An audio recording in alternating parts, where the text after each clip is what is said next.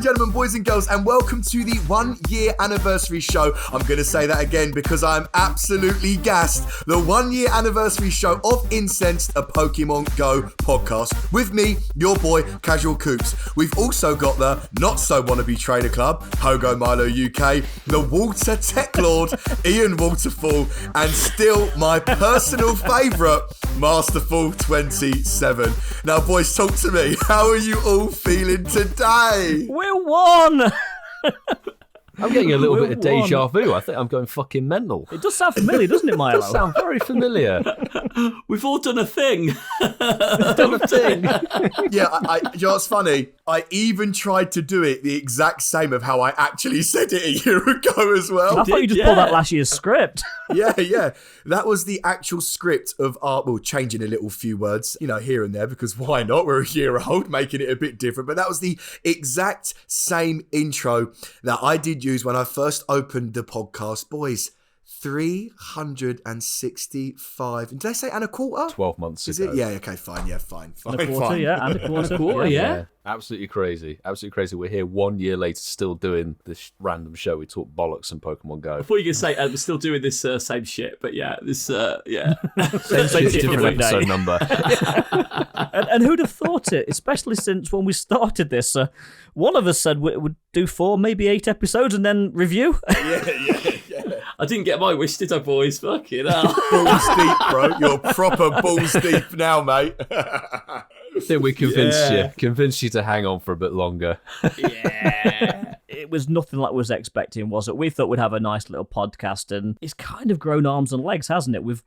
It's its own entity now. I think that speaks volumes about it, as the years gone on, and I think as we've been more and more on that journey together, you do need to pause and look back at it to really understand how much we have done in the year, because there's a lot of things that sort of try and start and then give up a few months in, some that go beyond a year but just become stale. I'm not saying we've managed to nail that yet. We've got to keep on our toes, boys. But I think all the little things that we've achieved along this way, we just can't take it for granted. And I don't think we do. For fuck's sake, we had a sponsor one episode. What's that about, boys? Yeah, Dan, someone wants us to talk about bloody... We've got a sponsor again tonight, actually, which we'll find out about later. Well, there we go then. But, I mean, little things like that. But, I always love how our listeners engage with us. And, every time, it's not hard now to find things to talk about with our listeners because they just contribute so much. Yeah, we're so lucky. And we've done really, really well. Back when we all met for the first time in the flesh, 10,000 downloads. Now, a year down the line...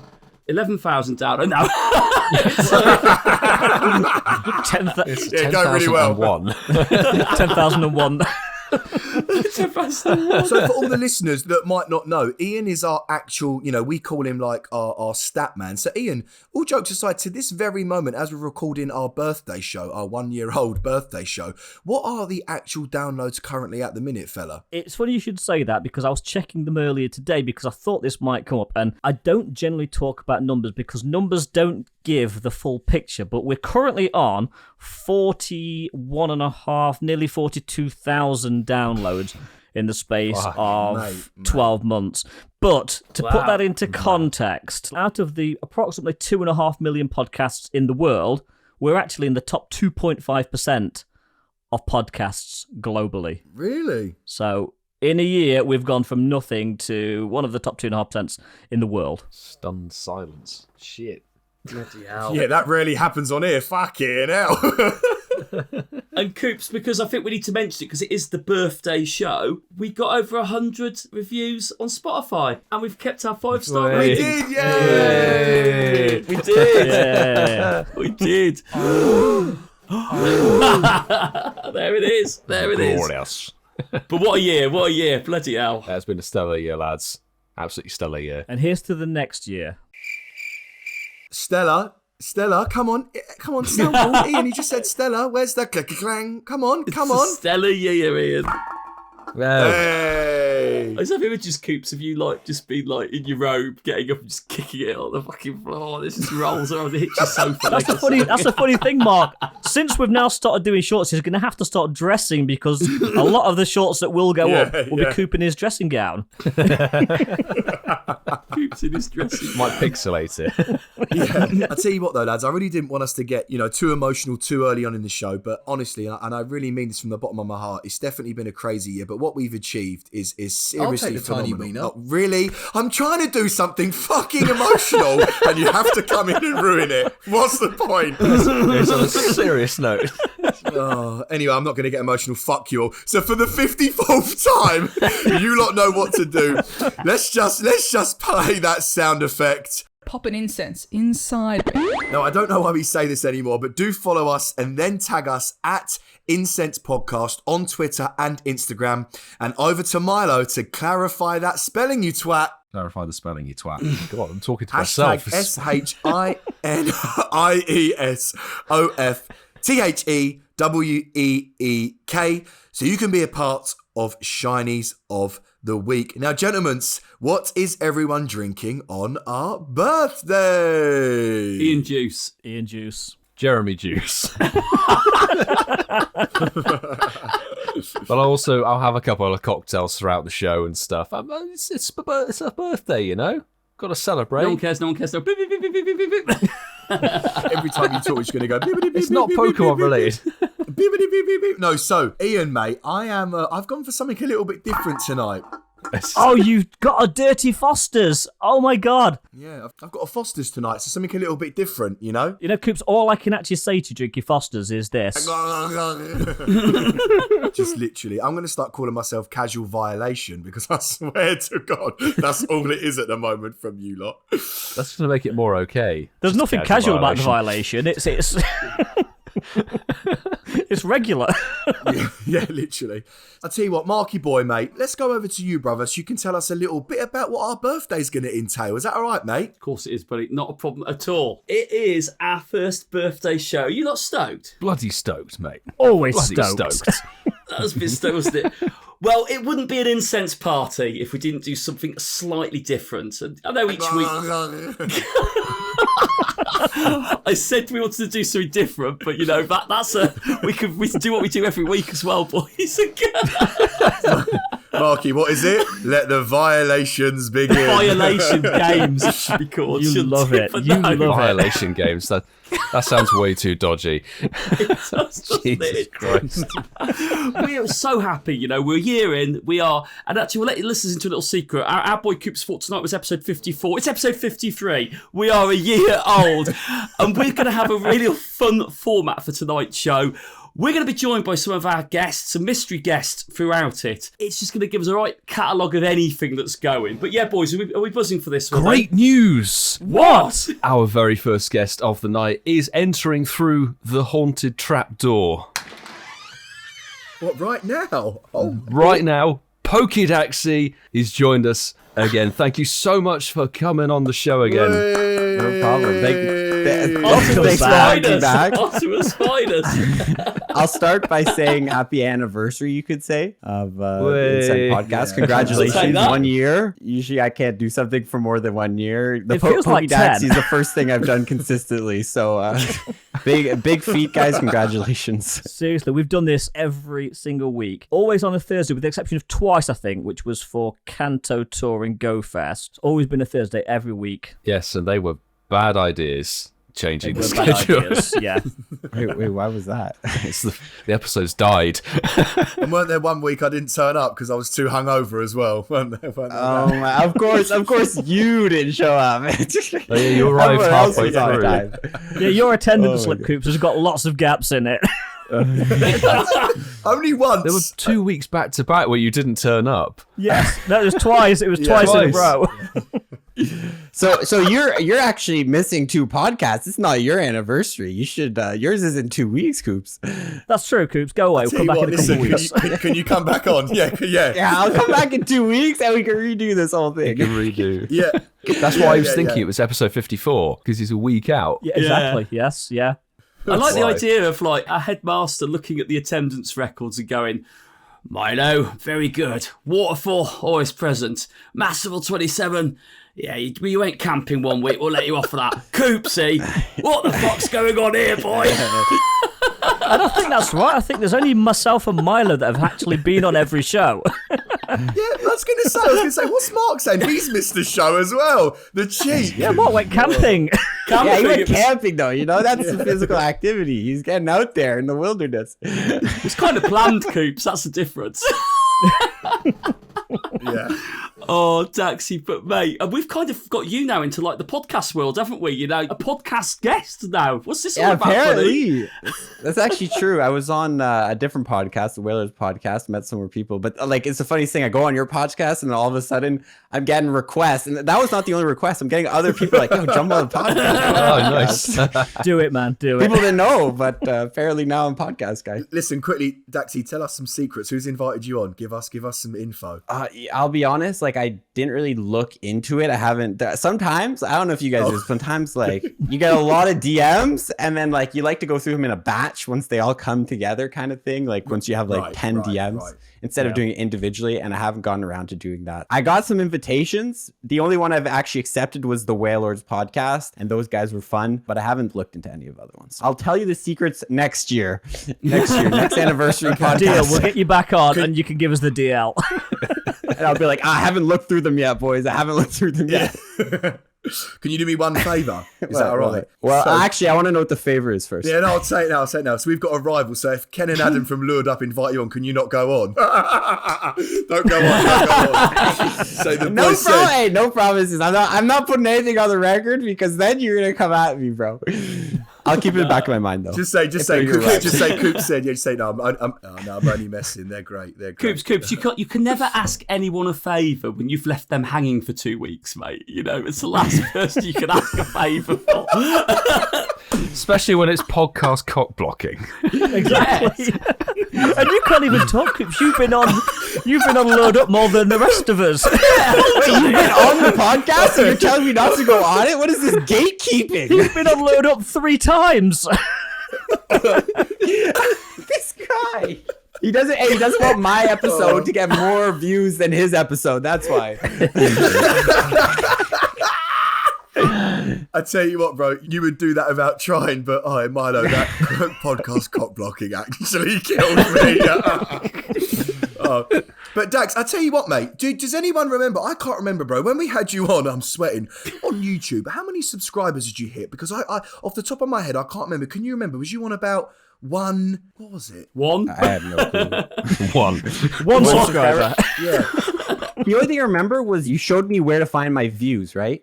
Oh yeah, and the I had total views. 34 million, and I'm looking right now. We have 46 million views, so we went up 10 million since last she was time. on. Oh, wow, Jeez, which I don't know. That's the power of our podcast, Daxi. You know. Yeah, exactly. Thanks, guys. You're welcome. You're welcome. The invoices in the mail. We're humble.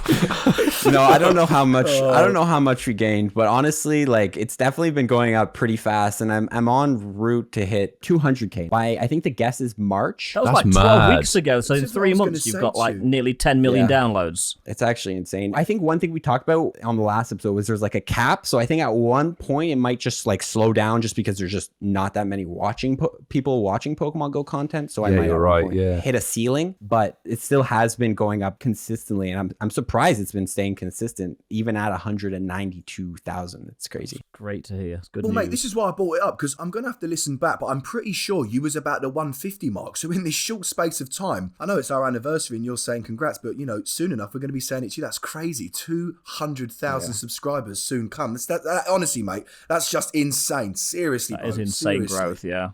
Well, anniversaries well done, left and right. I've just seen your thumbnail, Daxi, for my year 2021, and I can't see our faces on it. What's that all about? We didn't make the thumbnail. Come on, boy. I'll edit it. I'll throw you guys in the corner. We want to be behind Groudon in the bottom right or something. Okay, I'll put it in. I'll see what I can do. just Ian, just don't send through that shitty stock photo we've got from Tepid Com Day, for fuck's sake. Oh no, that one's going. We'll send another one. Send a better one. From now on, to say sorry, every thumbnail in the top right, you guys' faces will be right there. Put our little faces on there. Sold. Where's We actually have a Incensed? verbal contract now as well. So Dax, I mean, you was with us 3 months ago, so time has passed. Taking you back, what was your initial thoughts before you jumped on the podcast with us 3 months ago? What was you expecting? Oh, I was expecting a shit show, I'll be honest. We got that then. Not that it was going to be, I not in a disrespectful way, but I listened to the other podcasts and my initial thing was just that it was going to be so hard to follow you guys with all of your, slang and things like that I don't understand here in Canada. Okay. But after listening, it was actually a lot easier to follow along. And it was honestly, it was a blast. I think just going into it, my main thing was just like, because I was listening to Zoe's podcast, I was like, what is this? What does this word mean? Like, I got to have a dictionary ready, like an English dictionary to know all this slang these people are Urban using. Dictionary. So yeah, but like honestly, like I thought it was going to be like so hard to follow, but it was actually so fun. And actually it made a huge connection. Me and Coops ended up battling. And if any of you guys want to battle too, we ended up making videos and stuff like that and just like created connections. Yes, I saw. Good, that's good, yeah. I actually, Milo, people have actually been requesting in the comments to battle you. For me? Yeah. Really? I've been getting Oh, requests dear for God. all sorts of people, and like people, like there's a couple people who spam too. They're like, "Battle Brandon 10, Brandon 10." Like they post the same comment like 10 times. Was that Milo spamming Yes, you? me spamming it. It's you spamming your own name. He does it. Yeah, he's got loads of accounts. He's got loads of different accounts. He's got form. No, but honestly, it was an absolute blast, and the only thing I expected was just hard to follow. That was really it. We are a bit like that. Even though we're all from the UK, Daxi, like the way we speak is so different to each other anyway, mate. We confuse ourselves. So, Jesus Christ, mate, I can imagine you a little bit concerned. I was just going to say to him, I'm going to let you in a little secret. The word bundelenga isn't actually in the dictionary, so sometimes we make up shit as well. I think the urban dictionary is what I meant, bro. The urban Yeah, dictionary. he needs the Urban Dictionary. That's the way to go. The urban, sorry, yeah.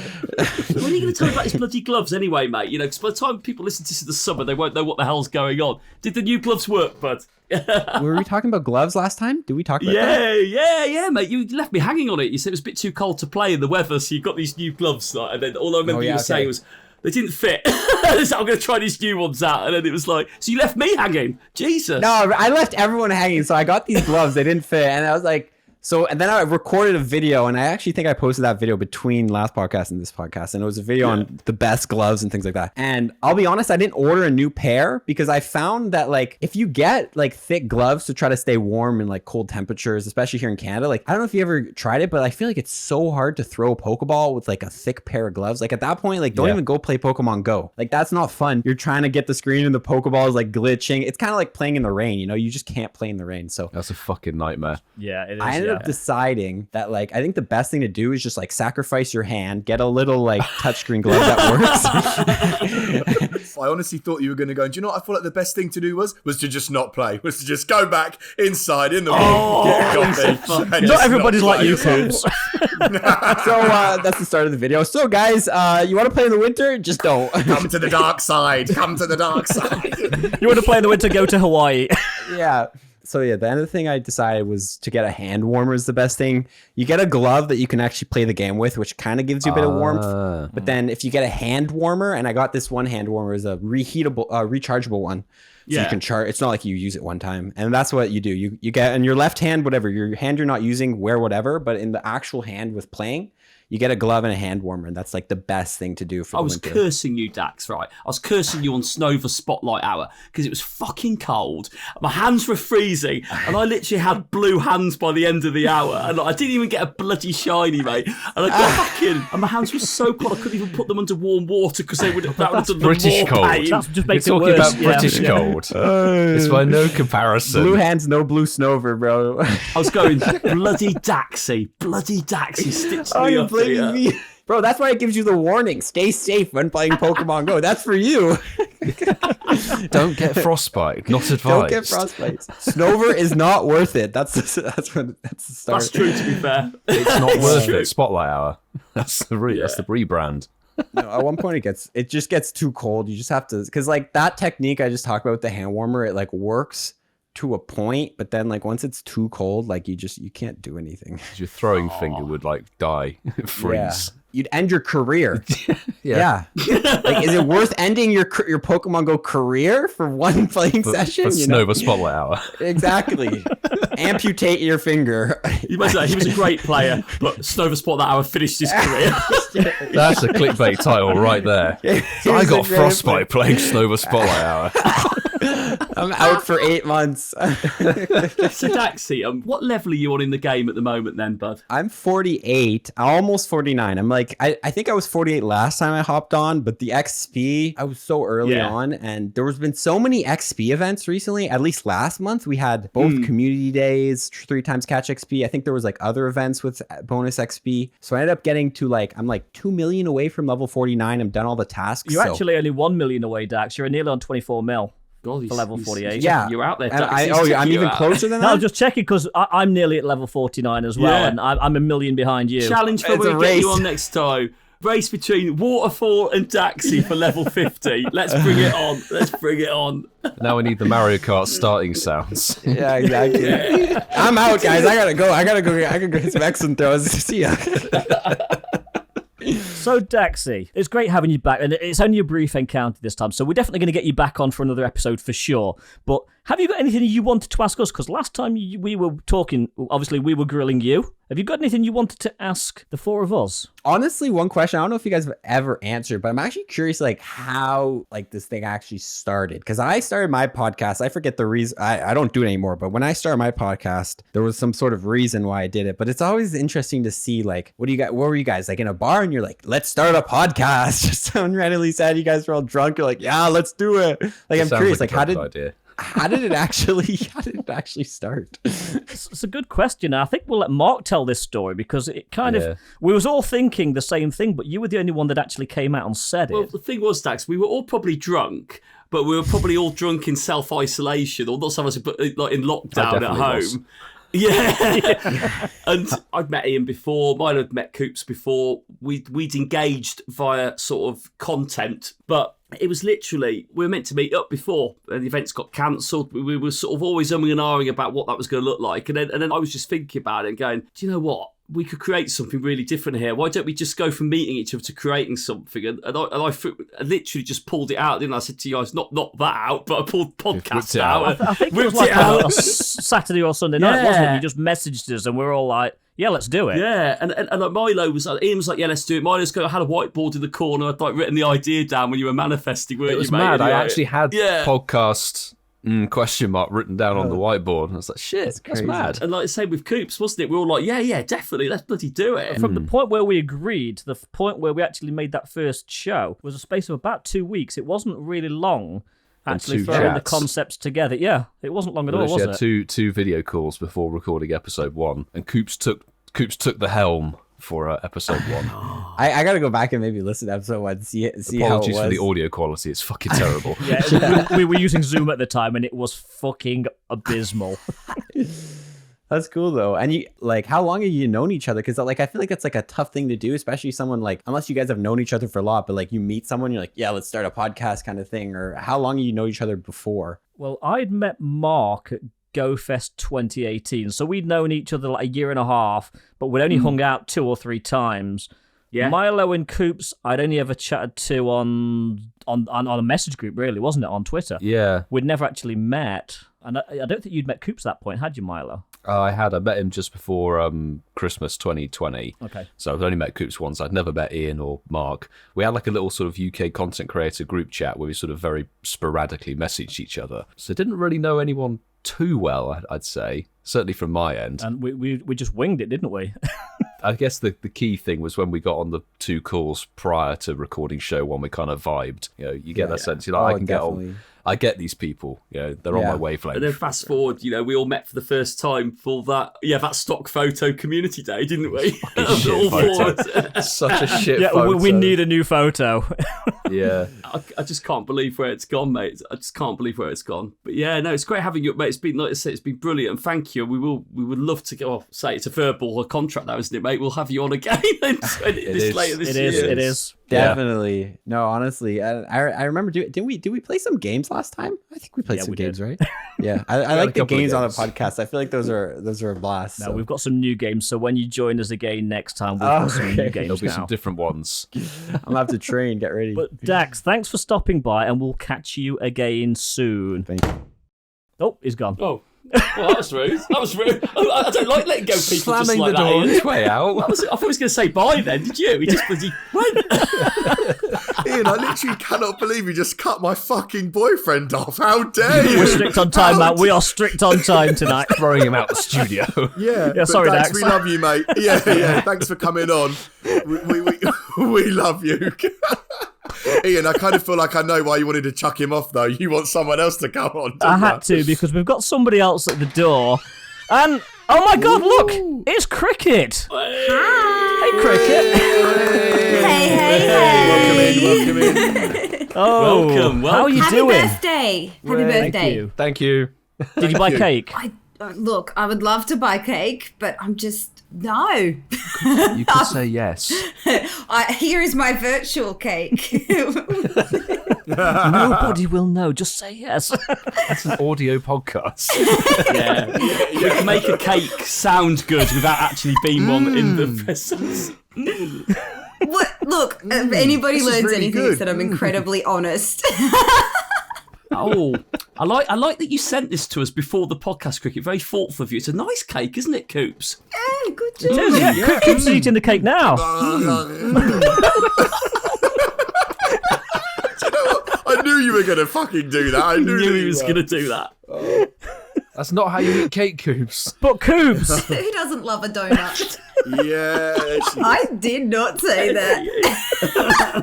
you did last time. This is why people keep asking me about donuts.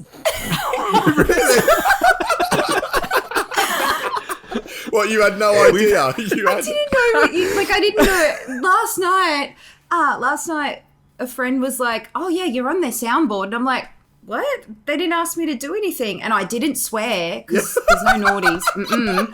So You're amazingly good and didn't swear. Yeah, what on earth would they have to clip on their soundboard? And then every now and then someone's like, oh, Kriket, do you love donuts? I'm like, Brilliant. Our listeners are brilliant, but they get hold of something, they don't let it go, Kriket. So you've got that now forever. It's brilliant. it's fine. Kriket, do you know what's so funny? I feel like there could be silence, and Ian is so good at the soundboard, he would still in that silence find some sort of a soundbite to add into the podcast. He loves a soundbite. Absolutely. Good. You found your calling, Ian. I love this. I can just be like a, what's the word, a terrorist with these sound bites. Oh my God. That was a bit. Can we cut that out? That was a bit much. That's not really the analogy you should really be putting out there. No. Can we cut that? Milo, can we cut that? No. No. Kriket, can we confirm you're okay with us using that soundbite now? Please don't charge us a bit. Yeah, no. You're fine. At least, I've heard worse sound bites from your soundboard, so I didn't know where the donut thing was coming from. And then I was like, Mystery solved. okay. Does this one sound familiar, Kriket? Oh, you're the little donut with the sprinkles there, honey bun. It is Coops, so. It is Coops. There you go. Remember the context. Oh, man. Best reply ever. So how do you feel like you were our first ever mystery guest, Kriket, and this is going back when we were put on the spot and we had to guess you, and I think I had to put the first guess in, and that made me feel extremely awkward at the time, but we got you right in the end. What did you think then when you thought that these British boys wanted to drag you onto an audio bit of content? How did you feel about that? I know you're regretting it now. No. I remember I called you guys like the Pokemon podcast Beatles. Like, I came up, I was your first guest, and I'm greatly honored for that, because no matter how far you try to run away from me, I am in your history forever. And I was your first repeat as well. So, and am I your first triple? You actually Yes. are. Yeah, the first, Just it's saying. like a threesome, like a weird podcast threesome. Why is your mind going there? His mind's gone. It's gone. He can't get him back. You can see the eyes working, can't you? The eyes are like cogs. So anyway, I thought you guys would do very, very, very well. And I was like, I've always been a big supporter of, I don't know how to say trio and quad without making it sound dirty like Coops just did. So, Just don't say foursome. It's just dirty. It's just dirty, isn't it? It's just dirty.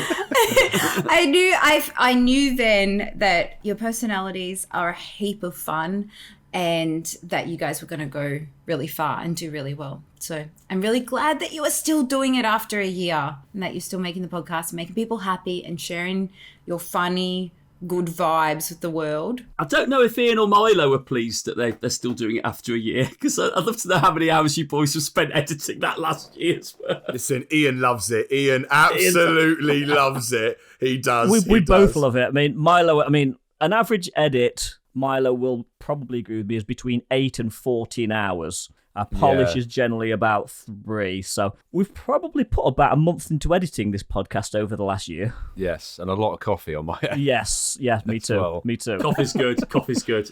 It's necessity. It's worth it. Don't stop. Don't any of you leave, Coops, just in case. Love it. You're the flaky one. No. You can read my energy and vibe already. But Kriket, listen, I do want to go back to, you said this is the third time, however you want to look at it, threesome, the third time that you've been on the podcast. And obviously we do really appreciate you coming on. But I do think on behalf of me, Ian, Milo and Mark, we do just want to say a massive thank you, because this is 3 times you've had to get up at like 5 a.m. Yeah. Now, let me tell you one thing. I know Dax isn't as well. We are not like morning people, so we cannot tell you how much we appreciate it, especially getting up that early for us tonight person. for a little... No, you're not, Ian. No one is. I'm up at 5 a.m. every day. Don't ruin Cricket's moment. I would never take that away from Cricket. Gratitude. Cricket, Respect. we all thank you, apart from Yes. Ian. It's okay. Thank you. Thank you for having me. Thank you for including me. I just want to come play with you guys in real life. I want to visit. Well, this year we're going to be at some live events, so Fingers crossed. Australia's now open, isn't it? I think, is it from this February weekend? 21st. Yeah, Steady on, February Ian. 21st. Yeah. Ian will be in Australia in March. Gates are open up there. I've got people coming to visit, so just come on down. Seriously, there are people coming over from America and England, so come visit. Yeah. If they can get through, Lit. you guys can get through. Everyone, come. Yeah, Australia's great. We're all jabbed, so we technically could. Yeah, But Cricket, I want to ask you a question, Mm-hmm. serious question. So, for the last few months of last year, you were looking to buy a new computer, weren't you? And eventually you ended up with a brand new MacBook, which you heavily spec'd up. I did. Tell us all about that, because I saw those streams and you totally lost it when you got that last sort of pledge. So it was a massive community goal, and the Mac that I was editing on, or that I have edited on, like all of my videos, is rubbish. It crashed all the time. It's basically just a display. You know how you can get those fake phones and they just insert them in houses, like display houses, so people don't steal them, like fake stuff? Yes. Yeah, IKEA have got them in. Yeah. Placeholder. So I ran with that for a really long time. My community all worked together. They all donated towards me and helped me buy my new laptop. It's pretty specky. I've only crashed it a few times. It still crashes, and it blows my mind, because I was like, wait, you're new. You can't get any better than this. What are you doing? You know what? I've got the M1 iMac, and that still crashes as well. I think Apple, it's just there's a theme there, Cricket, there's a theme there. Apple, they might look great, but they crash. So, Well, Ian, your fucking memory on your M1, you might say I've got the brand new M1 iMac or whatever. It's got less memory than my 2015 MacBook Pro. Yeah, I didn't spec it. You fucking idiot. is it half a gig, is it, or something like that? You have to turn a handle to start it. Well, I watched Ian's unboxing and review of the M1, because you were one of the first people to get one. He loves a box. He loves the smell of a box, does Ian? Yeah. Look, if you've seen my unboxing, which I actually had to tell Ian to go and do this, but you know how I he didn't just... even know you put the video up. Are your notifications on? Put the bell on, hit the little bell the bell icon. isn't Have you ringing. hit the bell on YouTube? Come on, Ian. So Ian, when you did your video of your M1, you had me in tears because you took so long appreciating the box. And that was edited. You should have seen the bit that wasn't actually put in. Oh no! I think he mated with it. Did he drool on it? It's a big box. Let's put it that way. It is a big box. Was Ian like going, "Oh, the box"?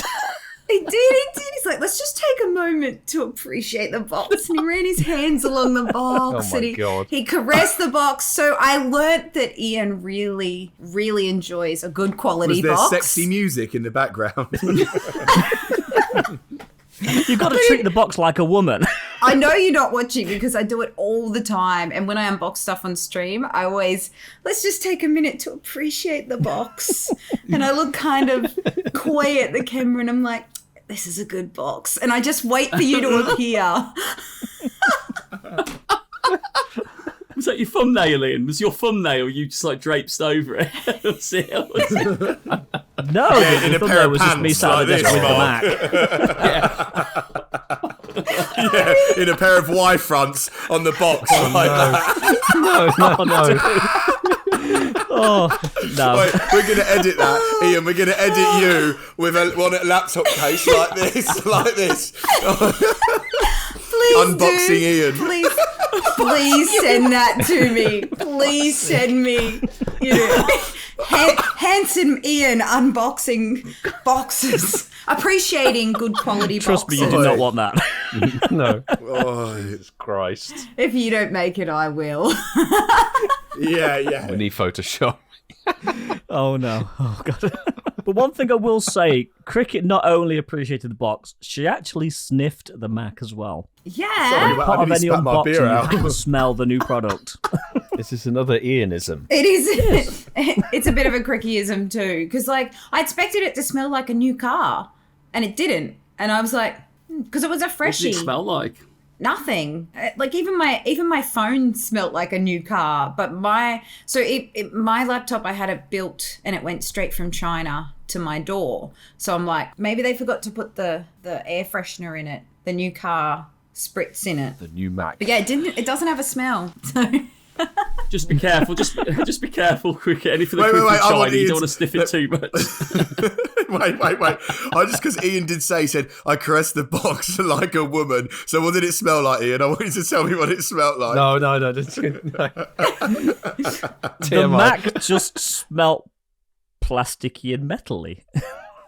You're not going to trick me. That's what the Mac smelt like. It's Milo is literally like, oh, thank God for that. Milo's like, No, Milo's just thinking, oh my God, we're going to have to edit so much out of this episode. Oh no, this is all staying in here. This is good stuff.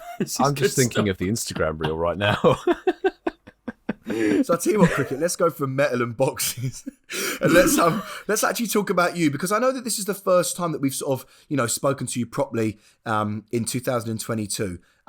For yourself in the Pokemon Go world, just for you as a creator, what's kind of like, before you go, what's 2022 saying for you? What's kind of the plan, and what do you want to achieve for yourself, babe? Oh, God. Contemplate your entire life in 10 seconds from Coops. Go. Action, and ready, action. Now.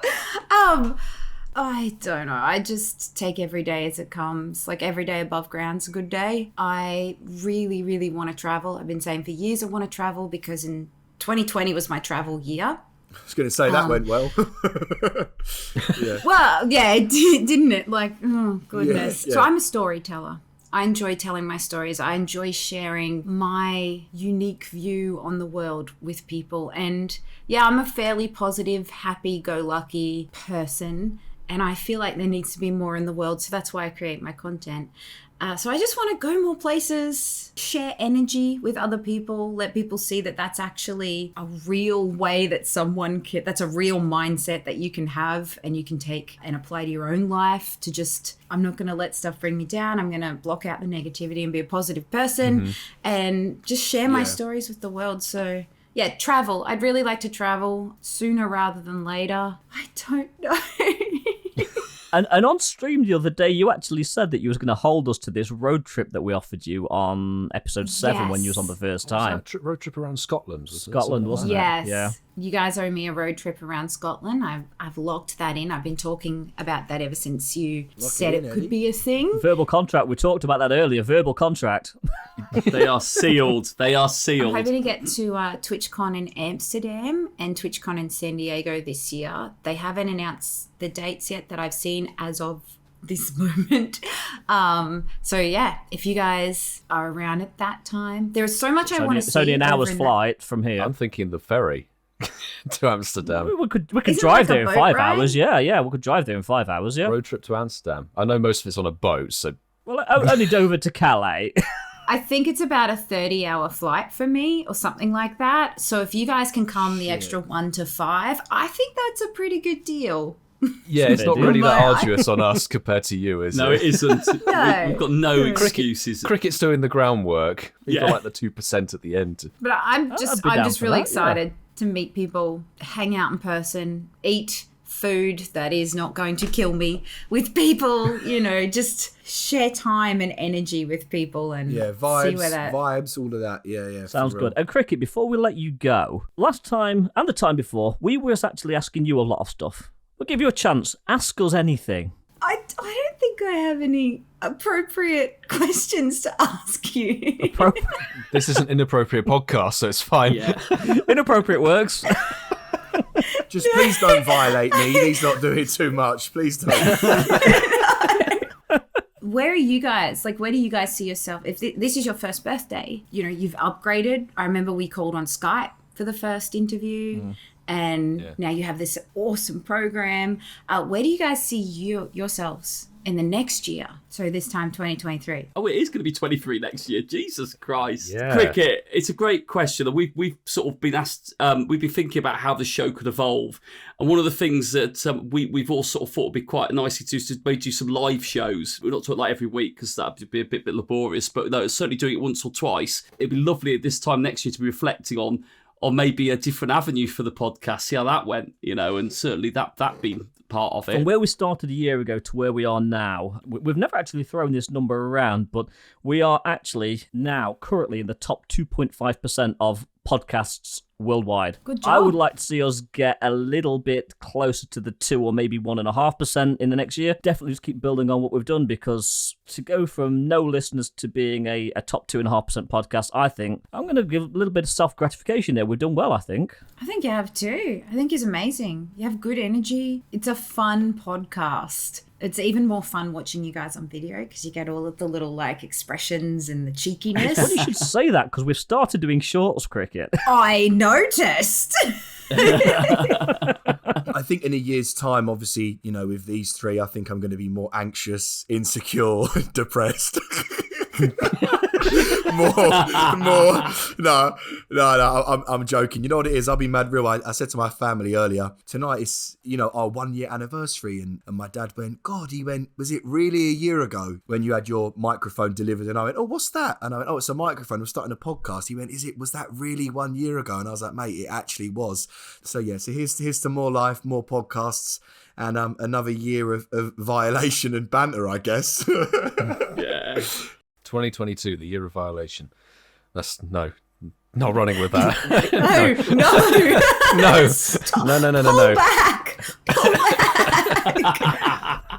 Pull back. Yeah, I think I'll sort of reiterate, but I'd love to do a show live. We still haven't done that. We've said it a couple of times. I would like to have a go at doing a live show, because back at uni, I did do a couple of live bits and pieces for projects and stuff.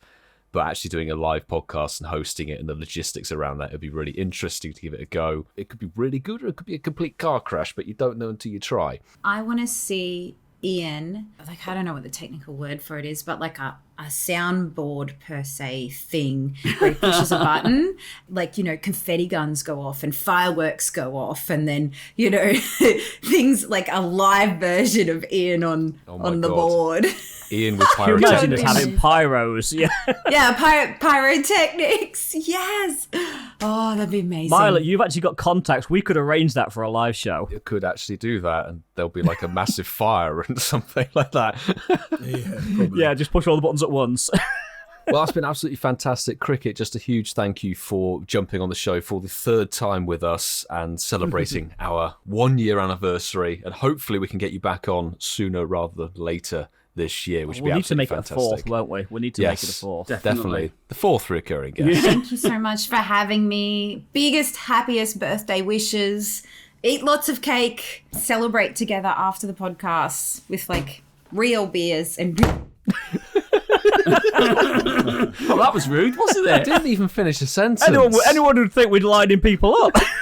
Yeah. Like, Oh, boys, I went on another date last night, didn't I? DJ Coops with another one. Yeah, DJ Coops, but it didn't go very well. It really didn't go very well. And you lot know that I absolutely love meeting new people because I found a new app which is called 6 People, and you can actually get this on Apple right now from the App Store. So, hold on here. Does that mean that someone like me who's happily settled in a relationship, am I excluded from this? No, mate, you're not. So it's just like a chat app then, just a chat app. That is exactly what it is, mate. 6 People app is your daily chat group. And what happens is you enter this chat room with 6 people and have the best conversation of your life. Well, boys, there's 4 of us. We need 2 more people. Oh, we could easily jump into a chat and just promote the podcast. It's not a problem.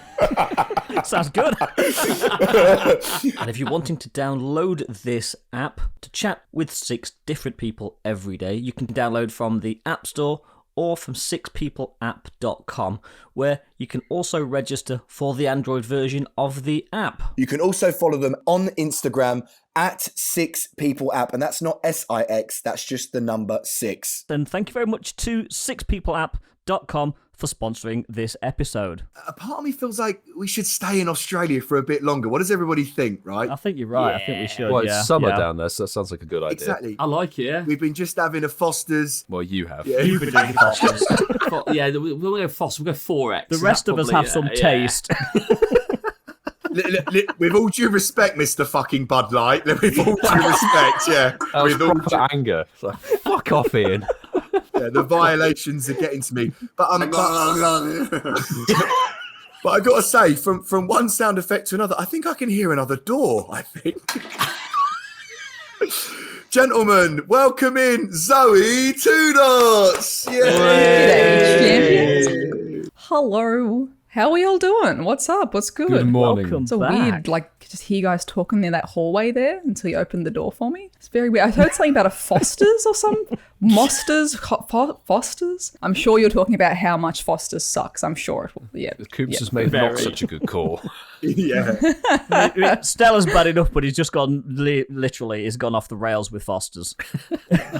Suddenly he's on the deep dive. He's become a patron of the Fosters. Yeah. So Zoe, if there's one thing you need to know from the last time you was on, I just get violated 20 times more than what I used. Oh no. Do you know why Coops is drinking the Foster's, Zoe? He's gutted that Neighbours has been axed after 40 years. Oh no. Pour one out for Neighbours. He's like sobbing into your Fosters, like, when good neighbours become. This is actually a green screen. Oh, but Zoe, how are you? How are you, darling? You good? Everything good? Yeah, look, we got a pulse and, the legs still function, so chipping away, doing good, that's as best as been good. Dying to, get out and about and catch up with everyone at some bloody point, but, It's going to happen this year, isn't it, Zoe? It's going to happen this year, isn't it? I'm pretty sure Australia is open for business, as of like next misinformation, I don't know. Well, very soon. We asked that of Kriket, and she said the 21st. Yeah, it's like it's coming up very quick. People can come in if you're jabbed up, so I'm saying, right, Foster's at the pub. We should all just come to Australia, Let's go to the pub. Let's go. Big collab meetup at the some random pub in a tiny town of Australia. Australian Go Fest, we're there. Yeah, man. Let's just make our own Go Fest. If they won't give us one, let's just, drop a couple of incense. Let's just go. Hey, cheap plug. Where's the sound effect, Ian? Pop an incense inside. Every time I hear that sound effect, I'm like, when did I say that? I remember the first bit, and I'm like, where did the inside? It's too late now. It's great because we hear your voice every week on this podcast multiple times. It's a blessing. I've never truly left. I'm like the incensed ghost haunting your show. It's never left. So what's new with you, Zoe? You've started a podcast, I hear. We have, allegedly, I'm trying to steal your audience. Yeah, no, me and Alan just like always talk about dumb stuff. So we're just like, hey, do you want to like do a podcast talking about the dumb stuff that we talk about all the time? So we're kind of like, yeah, doing the whole A to Z format where like every week we, working A, B, C, D through the alphabet and talking about whatever topics. So what episode one was like Australia and arachnids. Episode B was the Baba Yaga. We're going to be doing episode C, which is cats, coming up. So it's kind of like one of us will like learn more about the topic and then present it to the other and just talk about dumb stuff for an hour. And episode I, Zoe, what's going on for that one? I think that will be interesting international friends. Yeah. Possibly with the Incensed. Lock it in. Verbal contract. Verbal Verb, you've contract. heard it here. Signed. Lots of verbal contracts going on tonight. Oh God. It's funny, we're locking everyone into verbal Have you sold your contracts, aren't soul we, yet? today? I would love to get a soul. Who's do you want? You should say that we have actually sold our soul. But no, been good. It's just been, same old otherwise, pretty much. And mowing a lot of lawn. It's been raining too much in Australia, so I've been non-stop. Yeah, you're saying mowing before we damn recorded lawns. that your grass is out of control. It's like, I don't know if the Oops, previous you're owner nearby. just like sprinkled cocaine into the lawn as well, because it just doesn't stop growing. It just, whatever, I mean, maybe fertilizer is more sense for grass, but like it won't stop. It'll rain and then blast 1,000,000 degrees of sun and then rain and it just won't. It's like ruining my life, man. This grass is. Listen, I'm going to be honest, right? I've spoken about gardening and grass with people. No one's ever chucked in the word cocaine, so I've got to give it to you. I need. That was really impressive. It doesn't give you the visual for how out of control. It's like buffalo grass shouldn't be up to your mid-shin. How? It's like genetically modified. I don't know what's going on, man. To be honest, it just gives me Send a vision help. of my Wednesday nights. What's that, Yeah, mowing coke and lawns grass? after work, yeah. You threw me one there, Zoe. I did not expect, like Coop said, cocaine. That just came from nowhere. I was just going, well, real life. I don't know how else to... What else could be in this lawn, man? It's out of control. It is So just Zoe, a good this way is- of describing it, though. It really is. When you say cocaine, I just have visions of, I've seen these Instagram reels of people putting like fake cocaine and stuff underneath their cars, like light and stuff, and then flying past later. You watch some weird shit, bro. Yeah. I'm going to be honest. Yeah. Instagram black hole. You're just going through the reels and say, oh, what am I watching now? Oh, it's 4 a.m. So Zoe, you've been giving one of our guests here some shundo luck. What's that all about then? Yes, thank you. I can say it to you in person. Yeah. Thank Yes, you for you my are very Shundo welcome. Esper. I was, when you tagged me in that, I was like, there's no way, because the day before I invited someone to another Shundo Esper at that same gym. And I was like, Oh, the same gym. For right, real? invites are going out. Damn. Yeah. And I haven't seen probably the second Esper raid I'd seen in my area. Like I didn't see them for half of the event. So it would have been like literally that same gym the day before. Maybe saw one other Esper in the day. But I don't think it was. I think it was quite literally like back to back, but like, day in between sort of thing. Shundo Esper invites I sent out. Crazy. Yeah. Thank you Which so was much. wild. Also, gimme, but congratulations. I'm very happy for you. You did get your shiny finally, didn't you? You did get your shiny Esper I finally. finally got it. Yeah, it was like a 10, 10, 11 or whatever. Like the 69 IV. Doesn't matter. I love it. Yeah, exactly. The good Thank you, IP. John. Thank you for that. Thank you, Jonathan. Appreciate it. Buy me a beer later. I've got it. It's a little girl. I'm happy. I'm just gonna I think I'm probably gonna keep this one as an Esper though, just because like maybe if someone has spares because everyone else got like way luckier than me, I'll like steal lucky trades off people. Like I've got 140 lucky friends at this point. So maybe someone has got a spare. You'd hope so. Ian will trade his to you. Yeah. No, God. You can have mine. No, it's a precious one. Do you know what though, Zoe? You're absolutely right with that. I mean, that was 9 years in the making for you, wasn't it, that shiny? But like I saw like Fleece was getting like 8 of them a day, wasn't he, on his like wrap up every day going, another, and I'm going, this here's must be my- easy to get. Didn't get one. Dude, never base any sort of shiny luck off Fleece. That man is a monster for shinies. Like literally, when I go and play with him in Sydney, we're walking along, we're chatting, we're having like this in-depth conversation, and like you may be looking down and catch it. You look down to Fleece, and he's just standing there with his phone at his side, like tap tap tap tap tap tap tap tap. I'm like, are you in a raid? He's like, yeah. And I'm like, where? What? And he's like, got an invite to somewhere over. Like someone just sent him an invite. I'm like, He just like he's always in a raid, Always Go remote Plus on, raiding. like constant, like We're like just chatting away. I'm like, you wouldn't even know. Has he still not gotten back to you? No, he has, but the conversation's like he texts me, and then 2 months later I reply, then 2 months later he replies. Can you do me a favor? Can you tell him, listen, contact the boys properly, and because we'd love to have him on. We genuinely would love to have him on. Don't contact Coops. I'll just start a group chat with Incensed, the Incensed Twitter. Yeah. Say, listen, bitch, fucking right on here now. You, sir. Why am I South African? I was thinking the same thing. That's usually me who does that. It's because you guys can't default to doing the accidental British accent if you do an Australian one. That's true. When we recorded that, I was there going, I think we nailed that. And you were like, oh my God. That was fucking awful. Second-hand embarrassment. I always appreciate the attempts. I think they're always fun. That trailer we did, though, we put more effort into that one than any other guest trailer. I drove to Wales. Yeah, Milo drove to Wales for that video, Zoe. He had nothing else planned. Like 4 seconds. He's in video. Wales in the water. How did you drive to... Is there a ferry? My car's a submarine. It's fine. Hell yeah. Man. Or is my geography that bad? It's unfortunate it's a convertible as well, but... Yeah, that was the remit. It was remit, video for Zoe's trailer. Had to be really visually impressive, even though I was in the garden just with a barbecue light eating. That's visual. Milo was on top of Snowdon, which I thought was pretty good. You guys had a barbecue, though. The original brief was we always have him barbecues, but Coops didn't record his in time and you was away. I was hiking Snowdon, so... And I think the original brief was all drinking Foster's. The preview for like when I finally get to the UK, we'll have several barbecues and then drive to Wales and stand atop the hill. It was just like here's what's going to happen when you're here. Do you know what, though? I can't wait for that to happen. It would be amazing. I do believe it's going to happen this year, isn't it? Yeah. There's gonna It better. be I got my booster the other day. I feel like absolute trash. I better be able to leave the country soon. Let's go. I'm coming for your countries. Let's go.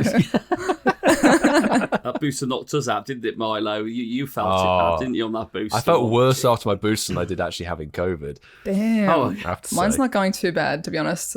Like, booster. Which one did you get? Did you get the Moderna or the Pfizer? I'm triple Moderna, yeah. It kicked Alan's ass, though. His booster was like a husk on the couch. Just like wrecked him. But he also, I think, had like combo kind of one. So maybe it was just different flavour. That's not really a good government campaign, Milo, is it? You saying that? You go, the booster knocked me out. In fact, COVID was far milder than the booster.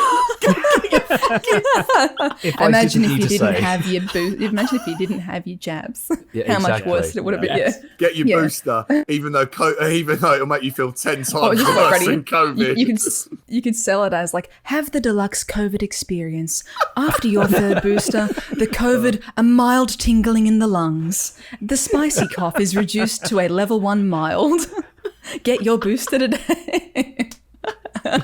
And scene. It's just all about the marketing, right?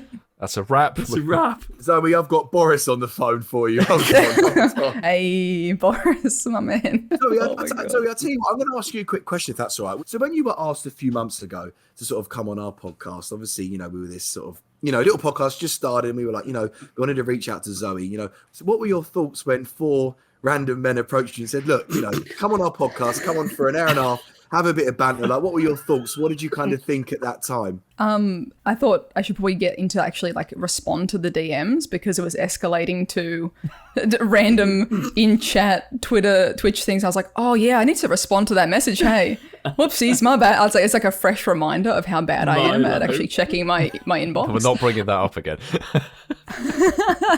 Milo. But no, I mean, like, I guess I had a general vibe check on probably half of you guys from like YouTube stuff or that sort of thing where it's like, yeah, these dudes just seem like chill, good banter lads. I'm just horrid at managing a schedule, to be honest. So it's just like, yeah, cool, lock it in. And then I just immediately forget. So it's like, yeah. But I'm glad because you guys are top-notch quality. Good humans. Thank you. Good energy. It's mad. Yeah, cheers to that. Cheers to that. Cheers, everyone. Cheers, there you go. Yeah, cheers. Cheers with your Foster Scoops. Yeah. I just cannot believe how rich it is coming from Mr. Bud Light. I cannot There's go nothing wrong with Bud Light. There's nothing wrong with Foster's. I'm like, I can't really interrupt You're just wrong. yet. I haven't been introduced, but I got words. So Zoe, Yeah. do you drink Coopers then? Is that one of the beers of choice at that neck of the woods, or is it? I don't like beer personally, so I mean, like maybe you should say like Zoe has no opinion on the Fosters. I have smelt many a beer. What is your alcoholic drink of choice then, Zoe? Let's do a dive into your tipples.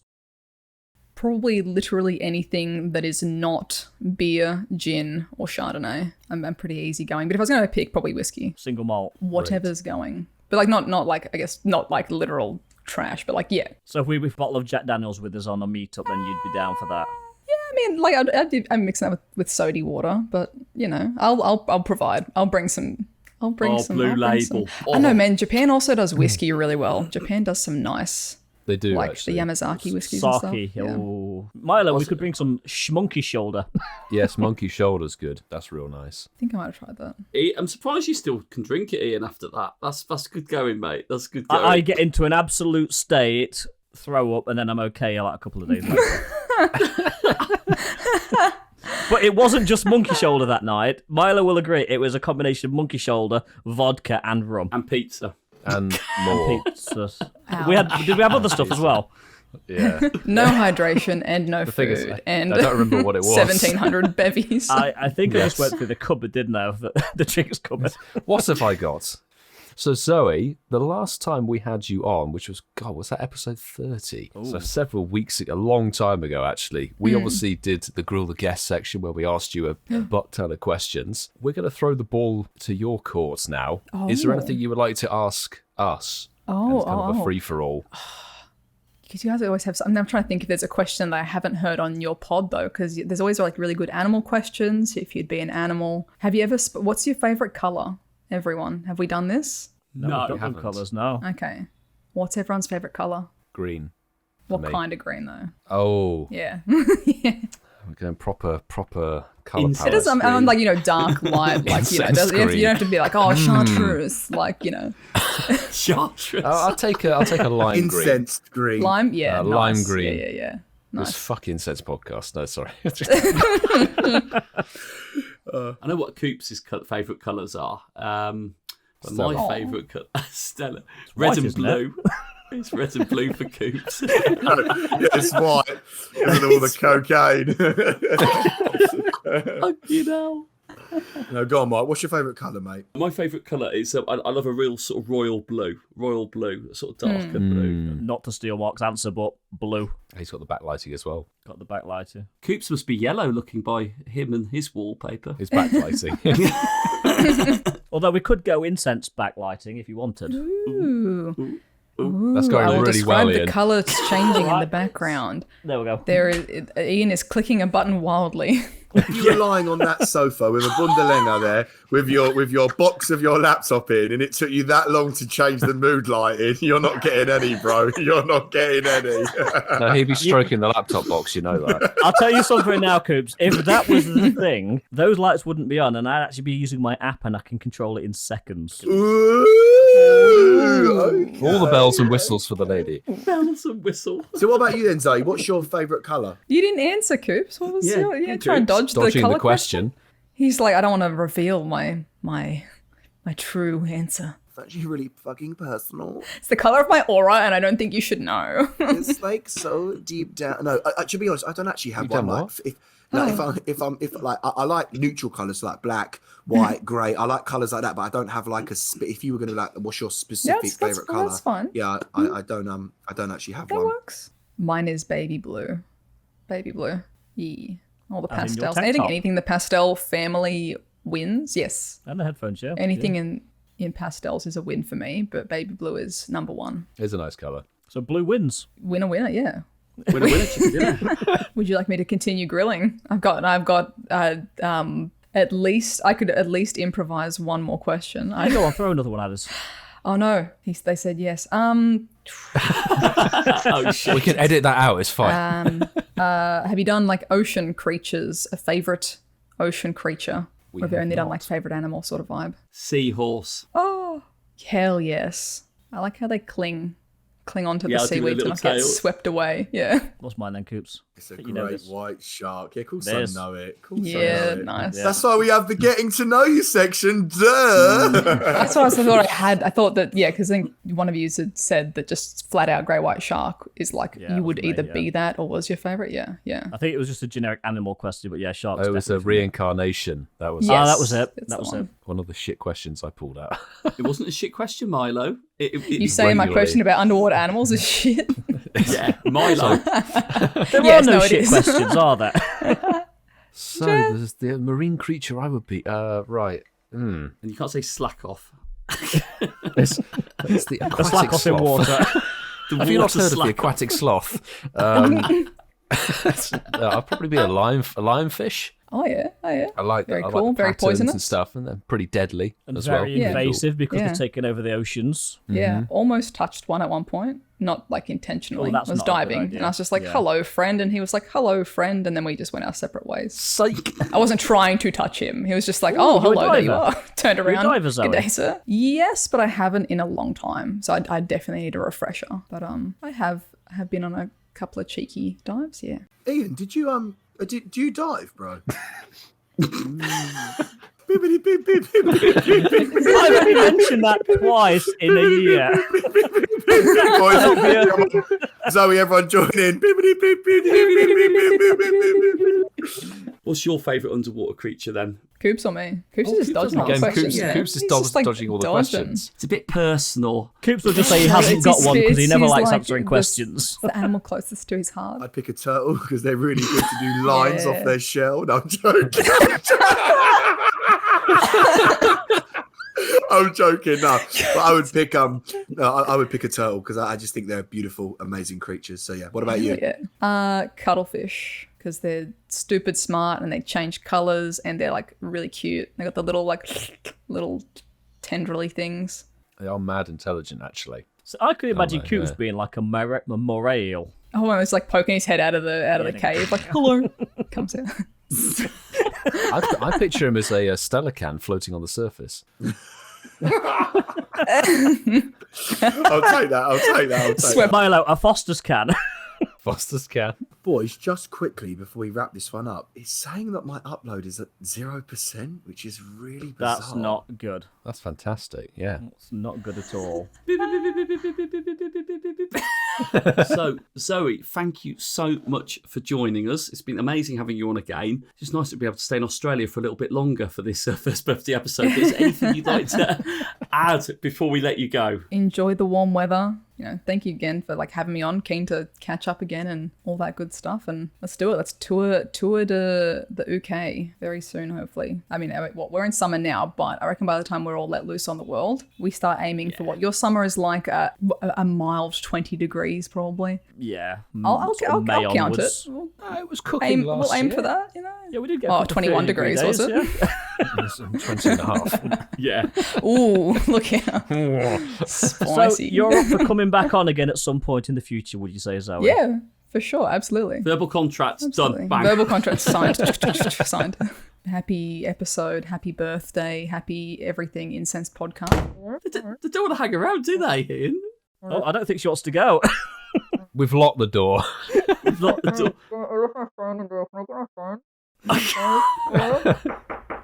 We'll send it in the mail. Oh, hey, sorry, I left my phone. Thank you. Get your phone, Thanks, yeah.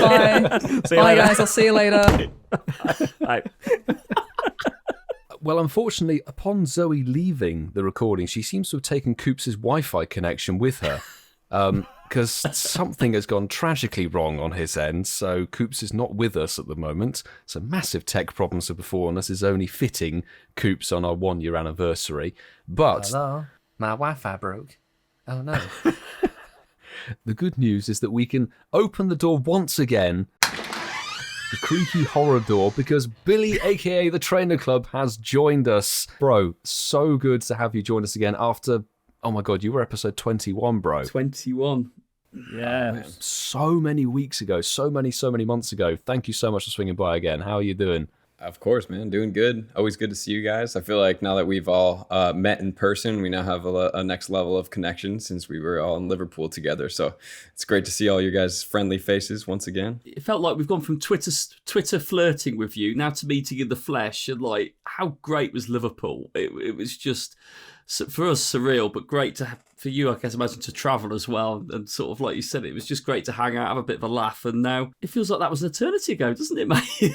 That was, yeah, it really does, man. Yeah, it's a lifetime ago. October, was it? Yeah, like... and I think because, like, you know, you guys are such cold weather in this time frame, and then like for me, you know, I look outside and it's like 80 degrees Fahrenheit, so it's like super warm. I don't know, this last couple days have been so warm here that it's like I'm inside and like I'm getting anxious. Growing up in like the Midwest of the US, it's like whenever there's a nice day, you have to like be outside. But here, when it's like nice all the time, it's like I can't be outside like all day, every day, you know? So it's like... it's like cold once in a blue moon, isn't it, in California? Yeah, it's rare. Like we went like at night, it'll get like kind of cold. And even my dad came from Oregon. It was pretty cold there. And he's like, oh, you know, it's like, it's not very cold. But like it like when you get the, you know, the air coming off the ocean and everything like that, like it truly does feel cold, even though the temperature doesn't read as cold as it would be in other places. Yeah, it sounds like you like the best part of the world. But what season is it there with you?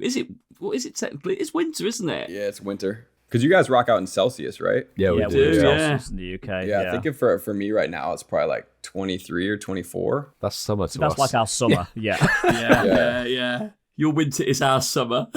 We're in shorts, t-shirts. Some people walk around topless and stuff in London. That's yeah. Because when you were here for Safari Zone. Yeah. And that was like, what, October, right? It was really mild for the time of year. It was really warm for the time of year. So, the UK weather is kind of a bit out there at the moment. When I was leaving, it was starting to like really start to get cold because I flew out of London Heathrow. So I was back in London and I was like, okay, it's like I can feel the winter. And I was like grateful of the couple pockets. Like Duskull Day in London was like super nice. Yeah, that was a whole experience in itself. Yeah, you had good weather, and then you went to Spain, didn't you? After you left London? Yeah, I flew to Paris for a day and a half. Yeah, and then I went to Spain, and then I came back. I rerouted my trip. I was supposed to fly out of Barcelona back to the US, but I rerouted back to Manchester to go to a Man U game, and then. Yeah. Oh, you went to the game. Yeah, Man U Liverpool. Yeah, you mentioned game. That one was the restaurant. Yeah. Was that your first sort of English soccer experience? Then was it, Billy? Was that yes, the first game you've been to? Yeah. So I'm officially a local. So yeah, you know how it goes. Did you need the body armor, Billy? That's the question. What'd you say? Manchester, not Croydon. Yes. Did you need the body armor? No body armor, man. But yeah, it was crazy, quite crazy. Okay, so we're talking to everybody about different things, but because we kind of hung out with you for a little bit last year, so difficult question, maybe, I don't know, maybe it's not. Out of the 3 Safari Zones last year, because you were kind of, other than JT, the only creator that went to all 3, which would you say, and you don't need to say Liverpool, which would you say was the best experience overall out of the 3 that Niantic put on last year? I mean, I would say overall, taking into account like weather conditions and people and everything, I would say that it probably was Liverpool. I mean, just for me, because it's the first time that I'm out of the US, so that was really special. I think it would be tied with St. Louis if I had to like take that international out of the picture, just because the park was super nice there.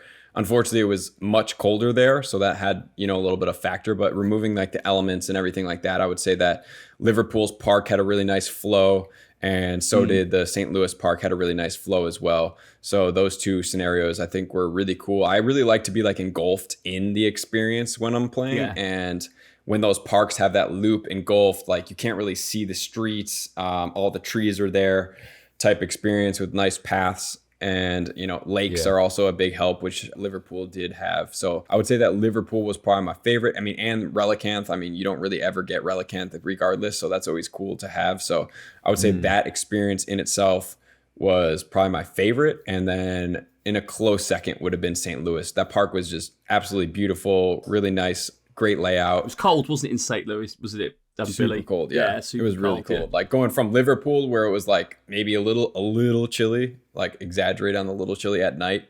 Yeah, St. Louis was just full day. Like, you know, hands are freezing, face is getting numb, red nose.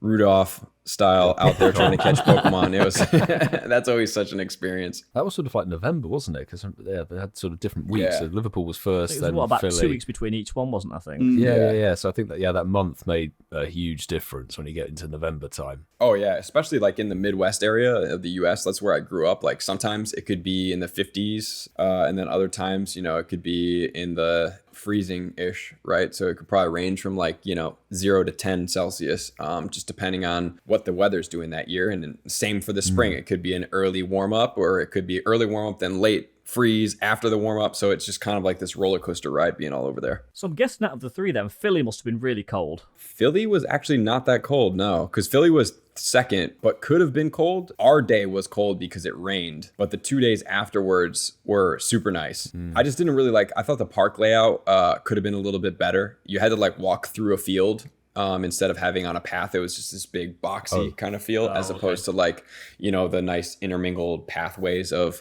Liverpool as well as St. Louis. So Billy, one thing we've been asking the guys and girls that have been on tonight, what's 22 going to be all about then, mate? Because we've done this podcast for a year. It's been great to reflect back on it, but looking to the future is also quite nice. What are your big hopes for this year? Have you got anything sort of planned?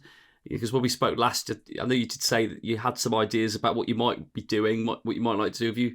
Is this a big year for you? Have you got anything sort of lined up intentionally? Yeah, I mean, obviously, growth is always a part of that. Just kind of getting accustomed to the new YouTube algorithm with shorts and, seeing if those things are going to stay or they're not part of the game. And it seems like they're definitely a big part of their game. And then just, continually trying to improve stuff, help out with the Discord rating and everything like that, just trying to get some things more efficient there.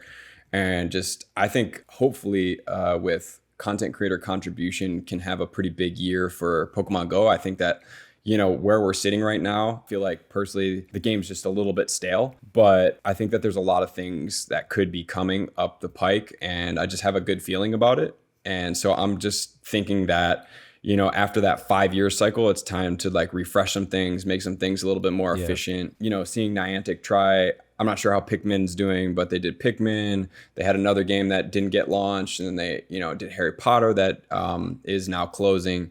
Kind of realized that hopefully Pokemon Go is the thing. You can't I don't know other games that could replicate this AR experience like Pokemon actually does. It's one of a kind, and they just happen to have that game. And, I think that now they're kind of understanding that I think Pokemon Go is the thing. There's not really replicable AR experiences that could compete, even though franchises could be just as big or not bigger currently than what Pokemon is. But, over lasting generations, it's obviously the biggest grossing franchise of all time. And what's this year looking like in terms of, what are your travel plans for this year? Because we know you like to travel. Obviously, you traveled quite a lot last year. What's this year looking like for Billy? I've been chilling for the last 2 months, super burnt out after all that other travel, and coming up 2 weeks going to Mexico. And then we'll kind of just see how the year starts to unfold, because the beginning of the years is always kind of just very chill in terms of YouTube, in terms of everything, events, it's chill. And then as you start getting to the spring and the summertime, everything starts picking up. So it's hard to say right now. I'm open for things. I'm hoping to get back over by you guys during the summertime or early or late spring. So that'll be a lot of fun. And then hopefully just go somewhere new, That's my one goal every year is hopefully that Pokemon allows me, the game and holding events, to go and experience something new in as far as travel goes, because that's always a cool experience. The year before, or not 2020, but 2019 was Tokyo, first time experiencing an Asia country, which was really, really cool. And then last year was some parts of Europe, and I'm down to experience different parts of Europe and consider that as new as well. So I think the new culture exploration is always a really cool interval part of what I am lucky enough to be able to do. So if we get a German Go Fest, we're going to see you there. Yeah, 100%. I'll definitely go to that. Cool. Fingers crossed. Dortmund 2022. Dortmund 2022. That's what we're hoping for. Literally, Dortmund, yeah. Did you guys go to the first one? I went to the 2019 one. That was the first one. There's only been one Go Fest. There's only been one Go Fest. There was a Safari Zone in 2018. There was Safari Zone 2018. Yeah. That's how we met. That's how I met Ian there when we were in Dortmund for the first time. And something magical about that place, because everybody went there with just one goal. It was just to have fun. Yeah. It's such a big park. Talk about it's a great park, isn't it? It is really a great park. Westfalen's just absolutely delightful. The thing that stuck with me for the whole time was the park and the Go Fest day was great, but the sheer amount of people raiding in the city was just insane. Like, because it was Groudon was out at the time. You go to the streets of Dortmund, there'll be 300, 400 people lined up the street, all at one gym. And it would be a case, I remember me and my two mates, we all clicked into the same raid at the same time and got into 3 different lobbies. Wow. That's how packed it was. So I missed that vibe. Shiny slack off. Shiny slack off. Milo spiritual mon. We got a little bit of that sort of raving vibe towards the end of Liverpool Safari Zone. I guess you'd have got it also on both the American ones, Philly and St. Louis as well. They did it actually a little bit more frequently, didn't they? They did raids at the end of other days in the American ones. Yeah, they did it every day at the other ones. I think they realized that like the bandwidth as far as people showing up, because everybody already participated in the event, so the amount of people there could be a great time to test that type of thing. And fortunately, I happened to be there. You guys happened to be there, so we got to experience that. And then in the other places, it was at the end of every day. And I think that they realized like, oh, well, it went good here because obviously, like first Go Fest, they try to do that, and we all know how that went down. Even though that was like probably one of my favorite experiences, regardless of what anybody says about it, just because like it became the whole city. Like imagine taking one park and then making it the whole city. Like it was just awesome. I'm sure that was mad. Yeah, I'm sure that was mad. It was awesome. So that experience is really, really cool. It's something about having all those people in one space. Rating is just something incredible. Same thing happened when we were in Montreal as well, where it just took a huge train of people just throughout the streets, and it was just epic. I think that's the thing, though, isn't it? Because I remember, like, when the first one came on, it doesn't matter about the technical issues. It was something different. It was just amazing, that whole concept of getting everybody together. And I think they must have, I wouldn't say underestimated it. It was just so, everyone wanted a bit of that. It was just something completely different. We've missed that, haven't we, mate? Liverpool's, all I can relate to is Liverpool, but meeting you there was phenomenal. Being involved in that was amazing, because it was just to be around people again. I am hopeful that this is the year, like you said, this is a year that almost they use the live events to break it out a little bit more. Just do something more of it, because I'm passionate about the game. I love the game, but it has got stale. And you're right, but I don't think that's a bad thing. I think this is all leading up to something else. But I think you could be right. Yeah, totally. 22 just feels like a big year. It just feels like it should be a big year. I mean, they could drop like 2 new megas and it could be a huge year just in that, like they take you drop like Mega Metagross and Mega Garchomp and like, oh my God, right? Like everybody loses their face, right? So we're talking just a few, and that's just Pokemon. We're not talking about experiences and maybe a new feature, maybe cleaning up some old features that need revamping.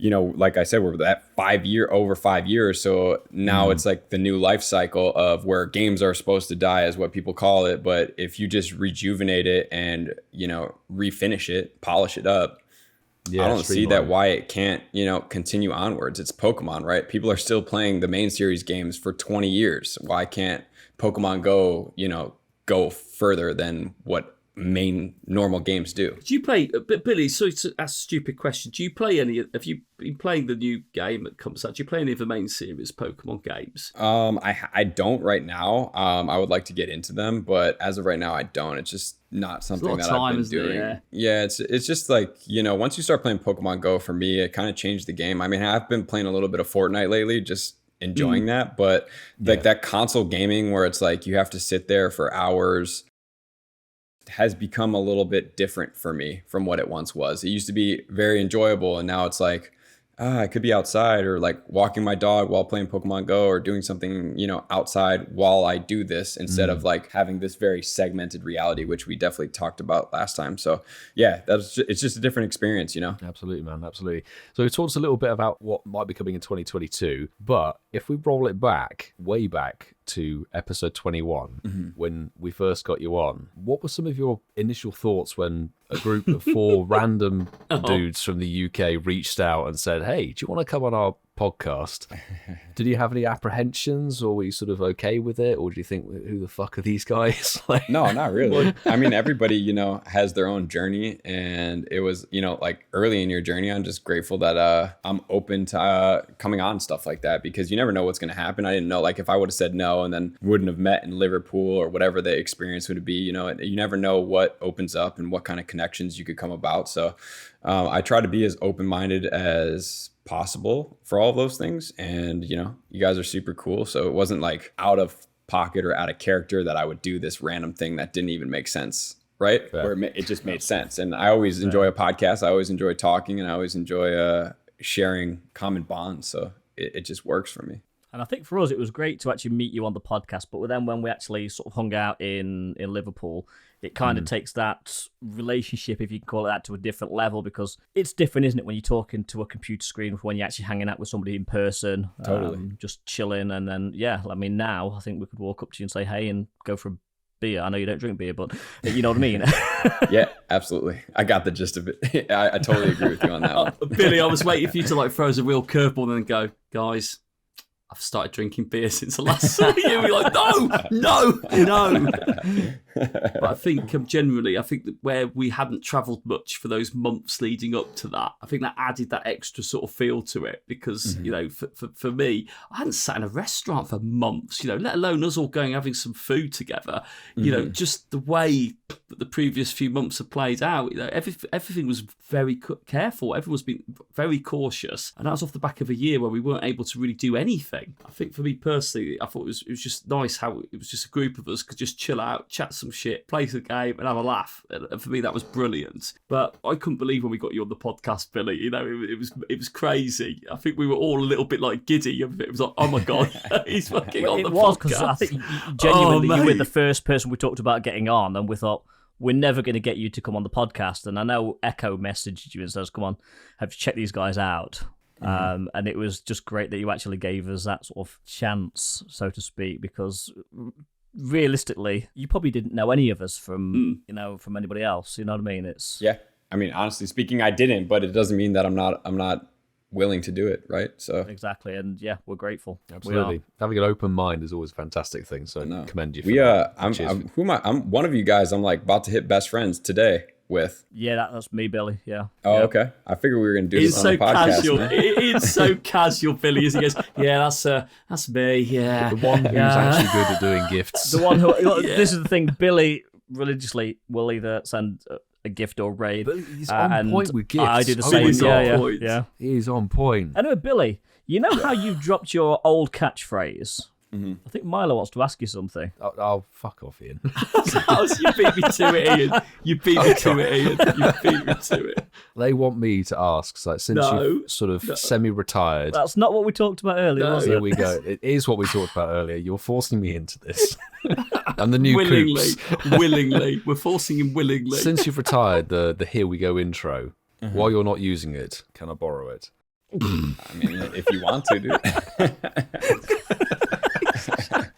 I'll see if I could drop it in some little video subtly, or maybe into another episode, and we'll see how it does. But guys, bad news. Oh, bad news? Coops has just messaged me. His computer's completely died on him and he won't be able to join the rest of tonight's podcast episode. Oh. Happy 1 year, everyone. Yay. We finally killed his laptop. A turtle on a bike powering this computer, or what's going on here? I think there must be. And that was an upgrade, Billy. That was the upgrade. You got this. And the funny thing, Billy, is when we started a couple of hours ago, he was really, really buzzing that he'd just got this new internet that was like 1 gigabit, super fast, amazing. And then his internet failed, then his computer died. We've never had more problems. What an experience. It was almost like the internet was too powerful for his computer. I believe it was the computer that couldn't cope with the internet. I just have this belief it was. His old computer's like a vacuum. Yeah. Just see the 2012. So Billy, we've asked all our guests, you know, if they had anything they wanted to ask us, you know, just anything really random, anything you wanted to sort of ask us. Have you got anything random you want to ask us, mate? Because we've had some random questions so far tonight. Jesus. Random questions. Let's see. I mean, so what would make your year special for Pokemon Go, or just your podcast in general? Okay, if we get an in-person Go Fest that we can all go to, I would love to do a live recording at the Go Fest or afterwards or something, and do that whole production thing, but abroad would be absolutely sick. And then, because hopefully you and a whole bunch of other content creators will be available. Maybe we can pull a few of you in at some point if it's live. That would be sick. Yeah. That would be good. Billy, you meant to say like, no worries, guys, and then we'll do a verbally contract. Yeah, I'm down. Tie you into it. That's what we're doing everybody else. Verbal contract. Yes. It's the running theme for tonight. It's the running theme for tonight. Yes. Someone's making a note of all these verbal contracts tonight. Oh, I agree with you on that, Milo. I think snowballing it all together. We've spoken about doing a live show. There's certainly been a lot of interest. People say, are you going to do it? But I think it would be lovely if we could do it in a foreign country at an event and actually have a real hype around it all. It would open the podcast up to another audience potentially, or an extension of the current audience, and just give some people that have said it to us an opportunity to experience it themselves. I think that would just be so spot on. I'm going to have to third that, to be honest. Doing the show on Zoom is a lot of fun. We get to spend time with people from all over the world. But Riverside, Ian. Exactly, Riverside FM. That's because we are...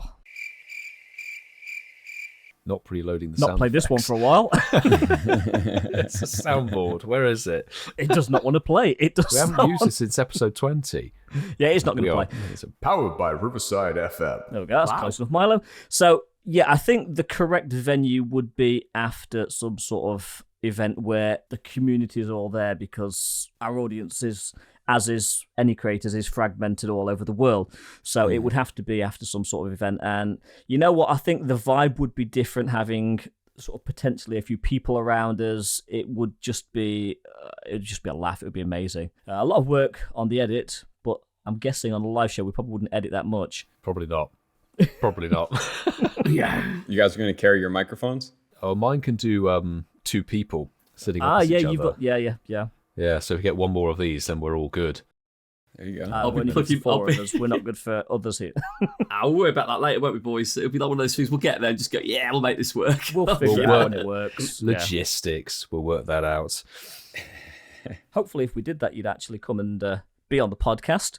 I would. You would. Fantastic. But anyway, I think our time for today is kind of coming to an end. Anything you wanted to say before we let you go back to your day? I appreciate you guys. Appreciate all the work that you guys put in, your humbleness, your enjoy speaking with you guys. It was great to meet you guys. And I hope you guys much continued success in the future and to see events in person. And before we actually do officially let you go, would you like to come back for another proper episode where you get to spend a bit more time with us rather than just 20 minutes? Sure, absolutely. Let's do it. Fantastic. Verbal contract, Mark. Verbal Note it down. Verbal contract. Noted. In there. Noted. You guys have a Google spreadsheet for all this? Oh, yes. Contract. we have now. Check. Yes or no? So we'll drop you a DM about that. But thanks for coming, Billy. We'll see you again soon. Of course. All right, guys. Take care. Guys, I'm getting a bit of interference. I'm getting a bit of echo. Echo? Echo? There's an Echo Games at the door. Bro, it has been a long time. Thank you so much for dropping by the show once again. How are you doing, bro? Well, this week has been a little bit topsy-turvy. I got to go to San Diego, which I used to live there. It's a beautiful, beautiful city in California. Got to spend a few days there. I've got a Vegas trip coming up. That's going to be a lot of fun. And in between that, I found out my dad has cancer. Oh, damn. Yeah, I did see saw on that. Twitter. Yeah. That is fucking rough. It's absolutely awful news. It definitely could have been better, but I've had some plans change. I'm actually going to be buying a house soon now, maybe moving back to Florida and instead of traveling for work, going back to traveling for leisure for a little while. Yeah, that makes sense. On a lighter note, let's talk about your name for tonight, Barry McCockiner. Yeah, that's in honor of my dad. I was going to say, every time it's a different name, isn't it? Yeah, and my dad raised me on a bunch of different ones. That was the fake name he told me to give to girls I didn't want to have my real name. I was reading it going, Barry McCockiner Echo. I said, didn't know it. Echo. I think we've used that as a pub quiz name here just in Ealing, enunciate it. Barry McCockiner. Oh, dear God. But dude, it's been too long. Yep. How long is it since you've been on? It's been a long time. The last time I was on, we were living in Bellevue still, and we moved to Seattle from Bellevue at least 5 months ago, so it's been a while. Last time you were on, we were getting enraged at Coops talking about spoofing. Oh yes. He didn't understand what the fuck it was. Any form of cheating was spoofing, wasn't it? You're spoofing. Yeah. And you were creating poker stops, weren't you, from your hotel bedroom? Did the mural I was ever get trying, through? but they never got So approved. the mural never got accepted. No, however, I do have 9 stops in my new hotel. 9. Milo, you've been trumped. Milo, you've been I am trumped. Yeah. jealous. Aren't many places I'm jealous of, but that hotel, goddamn, yes. Send Milo the address, Echo. During raid hour last night, I could see 38 gems without putting underwear on. Wow. With the curtains closed, we might add. He Fuck didn't no. And you say you're back up in Washington now? Yeah, we originally started all the way over in Spokane. Actually, that's where I was on for the first time, was in Spokane. And that was horrible because I didn't have headphones and I didn't have a mic and I didn't have good internet service. And I felt so bad for Milo having to edit that load of shit. He's edited worse, sir. He's edited worse. Yeah, we moved over to Bellevue. So we've essentially been in Washington over a year now, just hopping from city to city because they've had such a hard time getting vaccinated nurses in the state that they essentially begged my wife to stay and they begged her with dollar signs. So we decided to stay. Yes, that's quite convincing. Yeah. One thing we're asking everybody that's been on tonight, cast your mind back many months ago. When you first got that message from, I think it was Coop saying, do you want to come on the podcast? What went through your brain? He's going to fuck it up. And how right you were. And he didn't disappoint. And he continues to fuck it up. Yeah. Well, when Mark messaged me and said we were having Wi-Fi issues, I literally was like, fucking Coop. Yeah, he didn't need to name anybody, did he? Just, yeah, it's going to Nope. be Coops. I knew it. The Wi-Fi, the computer, his busted ass white little headphones. I don't know. The setup doesn't help, does it? The problems follow the setup, don't they? And he's just unfortunately has that setup. Has he got it? The little white headphones. Nothing good's going to come from the little white headphones, is it? I will give him some credit, though, that it isn't always the setup, because as you will see, my face cam is in like 8-bit. It's so shitty. I tried to use my actual Sony camera, but this program doesn't like the program that I use to make it a webcam. So I was like, fuck it, and just used the one, because the only thing it would recognize is the one in the computer. It's fine. We're audio only, unless you say something really funny, which may end up as a YouTube short. Yeah. I'm a walking YouTube short. We'll talk about YouTube. It was good to see you back on YouTube. Yeah, Barry. you made a video. Yeah. I made 2. I think those are the first 2, and it's been about 3 or 4 months. You still trading that crypto? Yeah, I got really deep into stock options, and that took up most of my time. But it is all real time, isn't it? That's the thing with that. You know, you can find out about it at 30 seconds too late, can't you? It is literally finger to the pulse. Yeah, isn't and it, you for that, you yeah. blink and you can lose 10 grand. Just ask me how I know. Don't blink ever again. No, don't blink without forgetting to set your stop losses. Yeah. I feel your pain, Echo. I didn't lose anywhere near what you did, but I invested in Virgin Galactic, and that has gone through the floor now. What was the one? I got into fucking SHIB while it was on its way up, and I was up about 40%, and I was like, fuck it, it'll be fine. And then I went to bed, and when I woke up, it wasn't fine anymore. I shouldn't have slept. That's the thing, isn't it? With Yeah. different markets, yeah, as well. Wow. With crypto especially, because that's a market that's open 24/7. So Yeah. anything can happen at any time. And yeah, it happened. Fuck the time zones.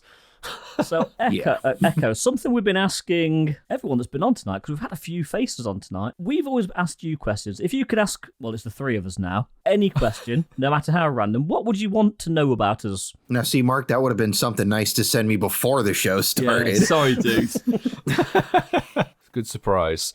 Yeah, to be fair, we haven't given anyone any prior warning, so some of the questions have been quite interesting. That's fair. You know, as a person who loves to travel and loves to get new ideas for it, my question to all 3 of you would be, if there was one place in the world you could go, where would it be? I want to go to Reykjavik in Iceland. Ooh. Definitely somewhere I want to go to. And it was on our list. We would have probably done it over the last couple of years if things hadn't been so crazy. But it's certainly somewhere that we are going to go to. You know, that's actually a really good choice. It's funny. My wife and I were supposed to go there. I want to say 3 years ago now, when Iceland Air was doing a special, you could actually get what they were calling a free layover if you flew their airline. So we were going to do Florida to Iceland for 4 days and then go to Ireland after that. And then the trip got canceled and I was sad.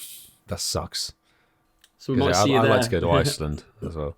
I think We just Iceland. could do Yeah, it as a I would trip as then, well. yeah. I mean, yeah. I think we're unanimous on that, aren't we? Because Could that be the live show then? Are we just going to It's a live show in Iceland. yeah, That'd be sick. we need to That'd go be as so far north sick. as we can to see down. the Northern Lights. Yeah. Yes. Icelandic beer is so good as well. Oh, Go to the God. the geothermals. That'd be amazing. Because Looking- Iceland's geology is astonishing. It's such an amazing place. Have you been, Milo? No, I haven't, but my brother's been, so I'm very jealous of that. Yeah, brothers suck. Yeah, bastard. I think I'll go sort of the opposite way. I'd like to go to, I think it's called Tierra del Fuego, which is the southernmost tip of South America. It's like the southernmost landmass that you can get to, apart from, obviously, if you go to Antarctica, but there's probably no Pokemon. Do you think incense would work? Incense might work. See, Milo, that surprised me because I would have thought you'd have wanted to go to Kiribati. I was going to go to Kiribati. Yeah, I was going to go to Chibati Island. I thought you were just going to go Chibati Island, for fuck's sake. It's not a fucking sandwich bread. I was going to say, so make the finest ciabatta there. No, we have an hour ahead of everyone else for new events in Pokemon Go. That's our niche market. People might change their mind because I've read somewhere, I think the Pokemon has put out today saying that they've disabled that time zone, I think, so that the event isn't actually active in Kiribati at the moment. Like the Valentine's event isn't working. I was gonna say, like, so it's just not there. Like they So it's just just not deleted there. that geographical location. That whole geo time area has just been deleted and removed. So can we I ask might have our- read it wrong. Can we ask our listeners from Kiribati Island? How do you feel about not having Pokemon Go anymore? How's that? How make do you feel about not having Plusle and Minun for 5 days? Relieved. Okay, interesting. Right. But Echo, if you just hang on there, my friend, we've got 2 more guests at the door. Ooh. It's Richard and Roldy from the Wailordz Podcast. How you doing, guys? Hi, how's it going?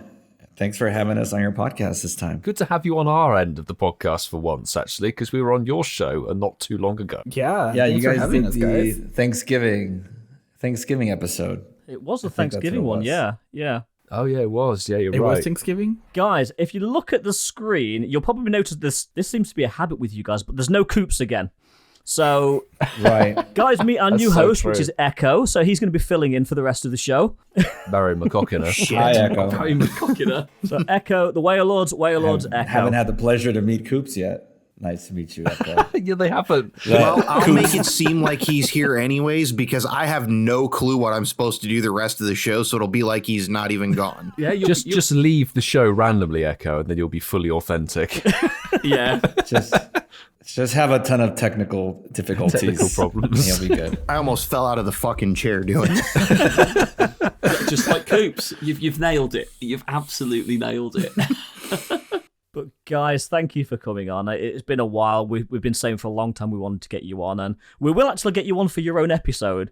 But we thought it's our birthday, and we've spent some time with you guys. We thought we'd invite you along to the party. Yeah. Thank you. Happy Love it. birthday. Thank you. First birthdays this is a good way to bring us on. I'm really It's excited. yours in to a be few here. weeks, isn't it? In about 2 months, yours? Yeah, we were just talking about Correct. it last night, like in mid-April. Yeah, you're not too far away, are you? We're 45. Hasn't came out yet. It depends on how long it takes me to edit. Sometimes I'm too lazy and it'll take. But yeah, we're gonna try to That'll get be it me out tomorrow. I'll try to get it out before the Valentine's Day event is over, because otherwise we covered a bunch of stuff that it's already not relevant. It is a perpetual problem, though. You have to think, it's like this episode drops X amount of days in the future, so will what we're talking about tonight be actually relevant at all? Yeah. We dropped this on a Sunday. There's 1 day of the event left. Is it worth it now? Gotta No one pretend cares, it no one already cares, no one happened. cares. Yeah, we gotta pretend it already happened. We gotta talk as if it passed already. So how was the Valentine's in the past event for tense. you, Richard? Lonely. Hasn't even started. Oh. Touche. So, guys, what's new with you? Because I believe, Richard, you've got a new job. Roldy, you've moved house. There's a lot happening in your world. Yes. Correct. So yeah, I now live recently in got a new South LA. job. You go, Roldy. You work from home. Yeah, that's why I You're lucky got enough here to so work much from quicker. home. I'm not even home. I'm at the library. You should say that. Milo works from home too.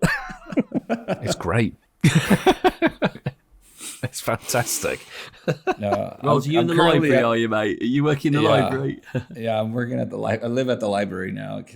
No, today I'm just doing work for some grad school stuff. So I kind of worked out because otherwise I'd probably be in my car at work trying to record this. Probably have shitty signal in the parking lot. So it kind of worked out that I'm here. But yeah, I moved to South LA. The Pokemon sphere is pretty shitty there compared to how it was in my previous place. So I no longer have any Pokestops nearby. So I have to travel. I have to travel for Pokemon. So whereabouts in South LA are you then? Are you? Well, if anyone knows of the LA riots, I live right where it started. So but it's probably 10, 15 minutes south of the USC area where the Coliseum's at. That's probably the best place to play Pokemon now. Near the Coliseum by USC, Rose Garden there. It's pretty nice. Yeah, it's the boonies for Pokemon Go.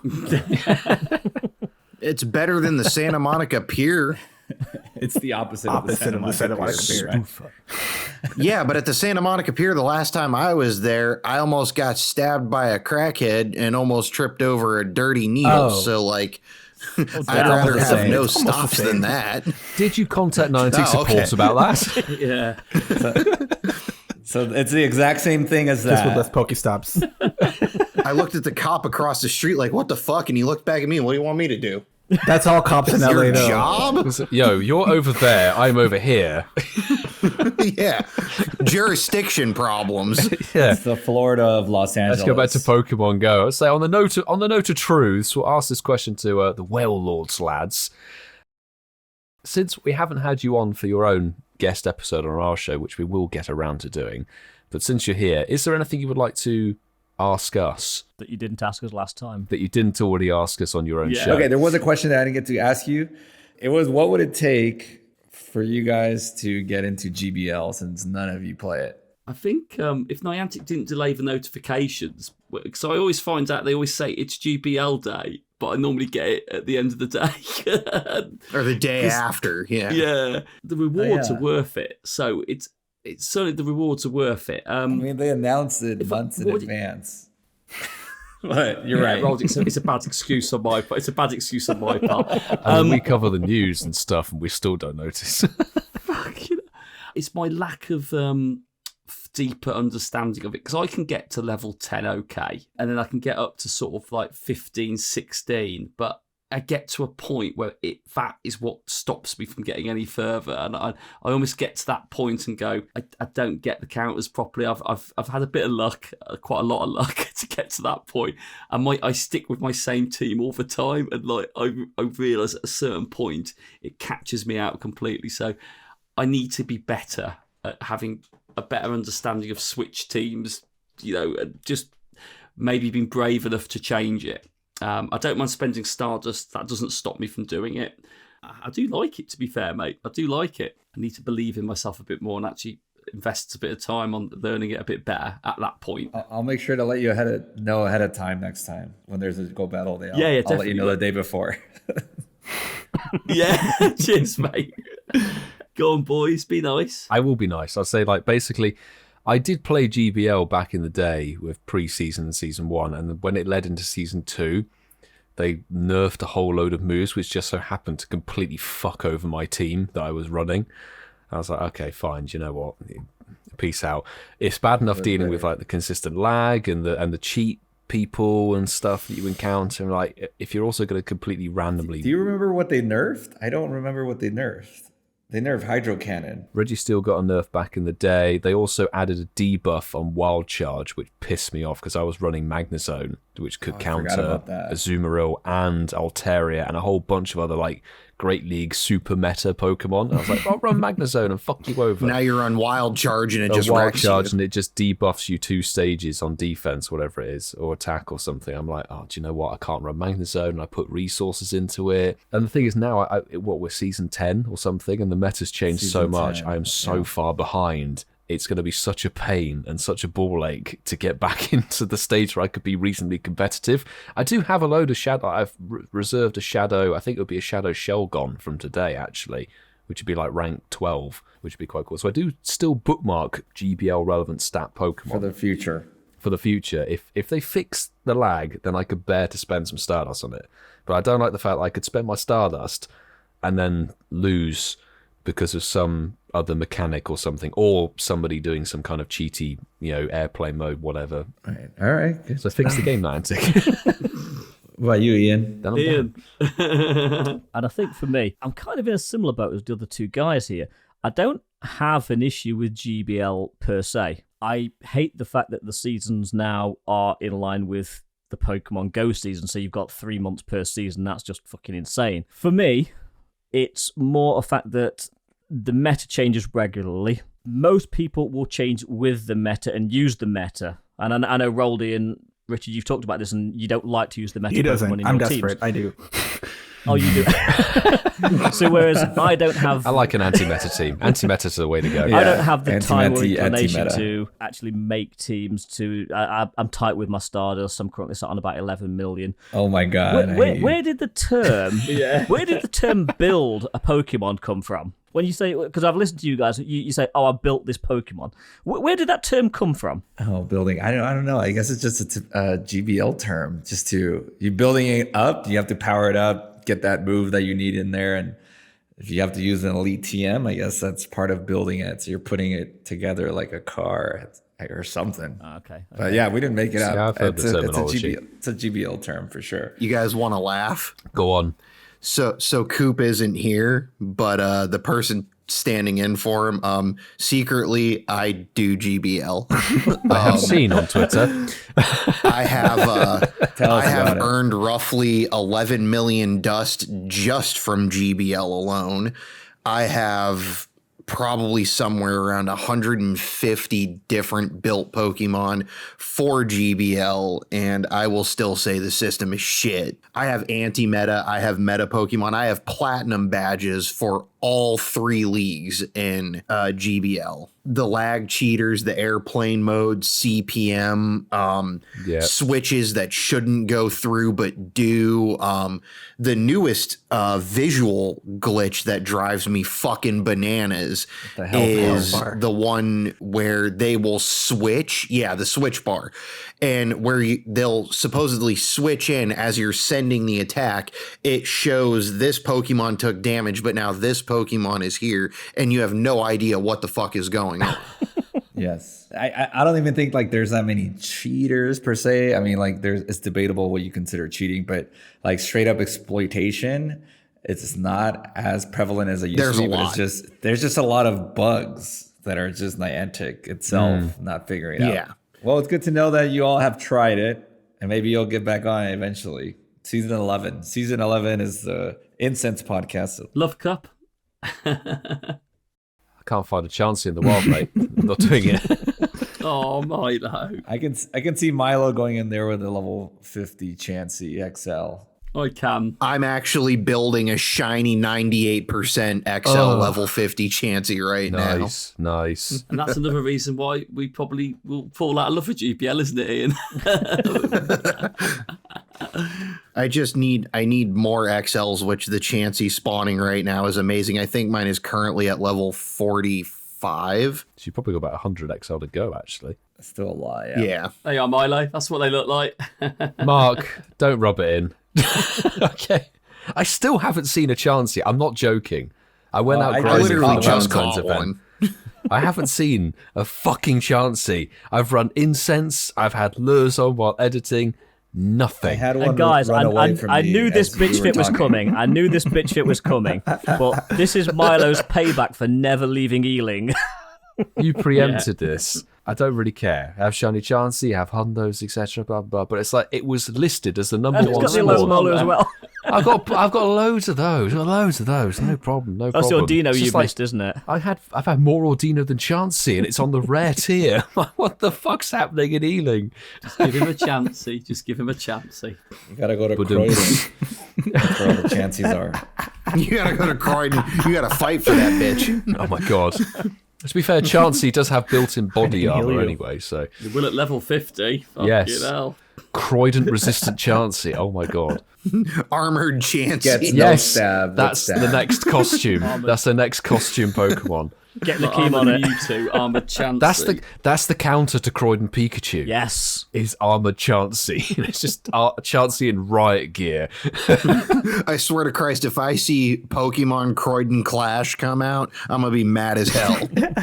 Croydon Clash. What is so bad about Croydon? Yeah. Oh, good question. Croydon is probably like the Compton of the UK. It's Skid Row.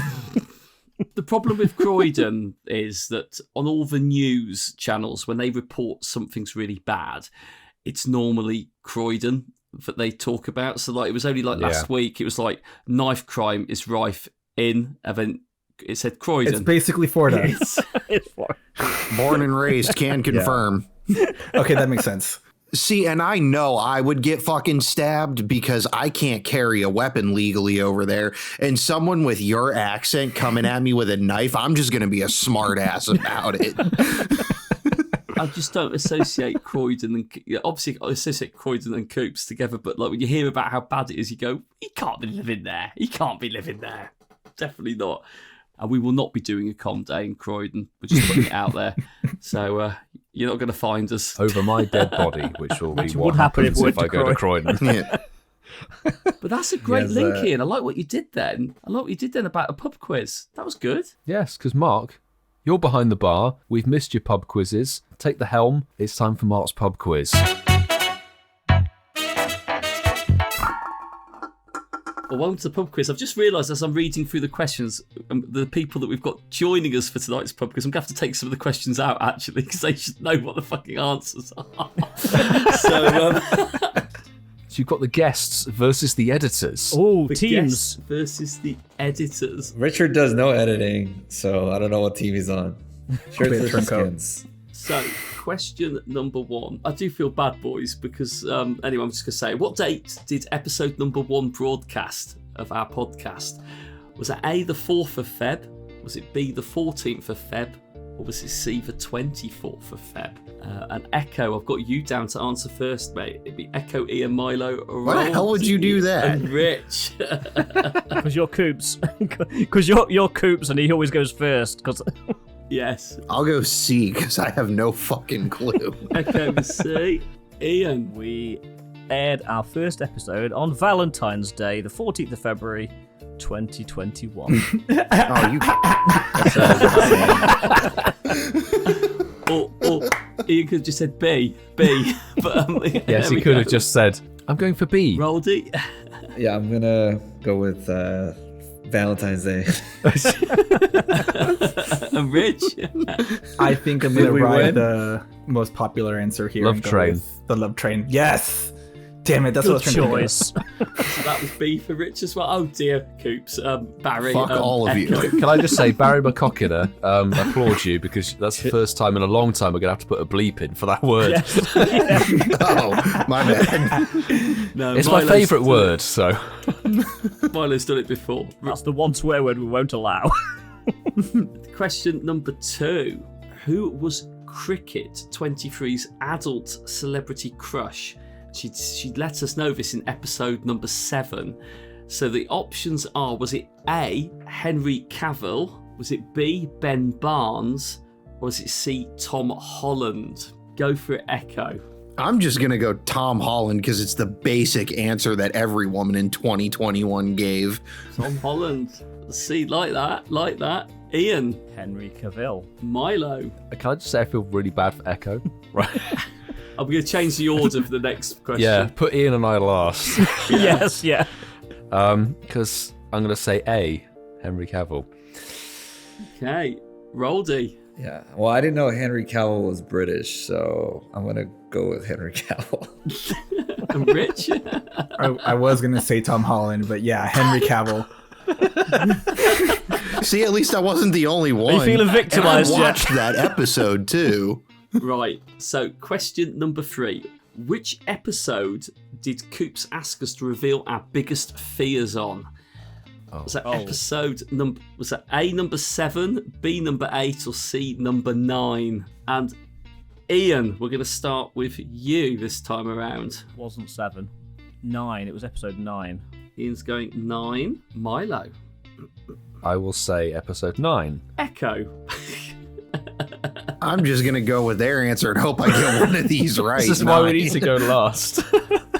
Oh, that's going to happen. Don't worry, boys. And Roldy. I'm just super impressed that you guys know your own podcast so well. Me and Richard don't know anything that we've talked about. No, speak for yourself. I remember just about everything. Ian's like, it was episode 9 for sure, and I'm like, how the fuck? Do you know that? That's what I was thinking. I was going, it's how not the hell 7. The hours and Milo hours and I of spent editing a them. lot of time in these episodes. That's true. I know, but still, like 45 episodes ago, 46 episodes ago, you're going, yeah, it wasn't 7. It's like, that was the Zoom days. And I can't remember what video I edited yesterday. Oh my god. I'm gonna go with 9 since I guess I want to get 100% on this quiz. Yeah. 9. And Rich? I'm gonna say 9, but if 9. Number 4. Which member of royalty did I welcome onto the podcast? Was it A, Queen Elizabeth II? Was it B, Queen Victoria? Or was it C, Henry VIII? And I'm going to start with Roldy this time around. Oh, shit. You welcome them onto the podcast? Is that what you said? Yes. It was the name they gave I'm themselves. Go with Queen Victoria. Did you say Victoria? Yeah, Queen Victoria was B. Cool. Rich? I'm gonna say C. Henry VIII. Henry VIII, because I don't think I listened to that episode. I jumped on like episode 15 or 16. Yeah, you're just a little bit too late. You need to go back a bit further. So the shitter episodes. Yeah. That would have been Queen Elizabeth, JT Valor. Oh, Ian. It was indeed JT Valor as QE2. And Milo? It was Queen Elizabeth II. He sounds like Mrs. fucking Doubtfire when he does that. He does, to be fair. Question 5. Which Pokemon wingman did Echo Games choose? Was it A, Machop? Was it B, Lickitung? Or was it C, Toro? Wait, what was C? And what was C? Toro or Tauros. Taurus? Taurus. So we're going to start with Ian. It was Lickitung. Milo. Bit of the old licky tongue action. Roldy. Yeah, I mean, I want to hope that it's Licky Tongue, so I'm going to go with Licky Tongue. Rich. I'm surprised you didn't say Licky Minaj. But yeah, Licky Tongue. Echo, put them out of their misery. Which Pokemon did you choose? It was Lickitung, and I said because of something with those tongue skills would vouch for me, I had an easy in. On to question number 6. Which guest referenced a change of scenery in their ears? Was it A, JT Valor? Was it B, Reversal? Or was it C, Billy the Trainer Club? And we will start with Roldy. Wait, can you explain what that means? They've referenced their time on the podcast. Different accent, wasn't it? Yeah. Different accent they meant. Well, Ian knows the answer if he's referencing that part of the conversation already. Which guest referenced a change of scenery in their ears? So yeah, that was the context behind it. I'll go with JT Valor. I mean, I think he's been on multiple times. Rich. I want to say Reversal, because this sounds vaguely familiar, but I could be wrong. Echo. See, from the start, I was going to say that is 100% sounds like something Billy would say, so I'm going to go with Billy. Milo. I'm actually struggling to think of this one. I'm going to go with Billy for this one. And Ian. Billy. Damn. Ian's just like Billy. Damn. Question number 7. Which of our mystery guests gave Coops his intro a solid 5 out of 7 rating? Was it A, Reversal? Was it B, the cruise ship? Or was it C, Zoë Two Dots? Milo, I'm going to start with you. I mean, trying to think back to those edits, I guess Reversal. So you're going Reversal. Roldy. I'm just gonna go with Zoë Two Dots. Just cause. I have no idea. Just cause. I'm Rich. That's Cruise ship? I'm Echo. going to have to go with Tom as well because the answer should be D, full of shit, but I'll go with Tom. And Ian, final one to you, buddy. 5 out of 7. It's reversal. I like the fact that I have not get the answers yet, but everyone's like, when Ian says it, go, oh yeah, right, Ian's right, yeah. Is there no faith in me? He's got a great memory. He's got a perfect You literally memory. start with, I don't remember, but why would we have faith I in you? might be bullshitting slightly. Yeah, we're nearly there. It's 10 questions. This is number 8. Which month was I in a tent recording sound bites from a field? Was that in A, July? Was it B, in August? Or was it C, in September? Starting with Ian. Now, this one has thrown me. I would. You were in a tent. Mm. No context. I'm really stuck on this one. I have zero idea. I'm going to say July, but I'm not confident. Ian's gone for 8 in July. Milo. Oh shit! What No, can I change my sound bites answer? are Sorry, recording? I'm turning into Coops. Can I change it to August? I will let No. you change it to August. Because I was going to say August. Echo. I'm just going to go with July because my anniversary's in July. And if my wife is listening to this, I remembered our anniversary. Roldy. I'm gonna. Was September an option? Was September an option? I It don't was. remember. September Forgot was the an choices option, already. yeah. Okay, I'm gonna go with September. And Rich. It's a good camping time month right now. I would say I kind of want to go with July. Yeah. Right. Question 9. What is Zoë Two Dots' favourite film? Is it A, Jurassic Park? Is it B, Big Hero 6? Or is it C, Mamma Mia? Milo. Jurassic Park. Ian. The trailer for Jurassic World 3 came out today, but her favourite film is It looks Jurassic Park. It looks looks so amazing, good. doesn't it? Looks sick. Echo. I mean, who doesn't love Jurassic Park? I remember that episode, but I don't remember that question. So I'm just going to toss it to the other two and go with Jurassic Echo, you probably Park. missed the question because Coops was berating Mark for asking it. That was a fucking shit question. So it was like, that's a really good question. He asks the dumbest shit. What's your favourite STD?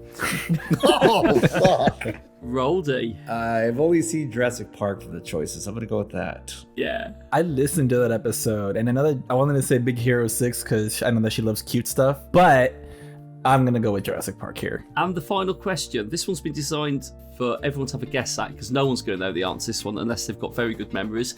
When we did it raw, which chart position were we in the UK gaming podcast charts? Were we A, 98th? Were we B, 108th? Or were we C, 118th? Milo, I'm going to give it to you first on this one. 98th? Rich. I feel like I kind of remember this. I think I remember somebody saying 98th just for some reason, so I want to go with that too. Roldy. I'm gonna hope it's top 100, so I'm gonna go with 98. Ian. See, my brain initially went to 108, but I seem to remember it was double digits, not triple digits, so I'm going to go 98. An Echo. I was going to go 98 because I was going to be like, dude, I've been on a show that got the top 100.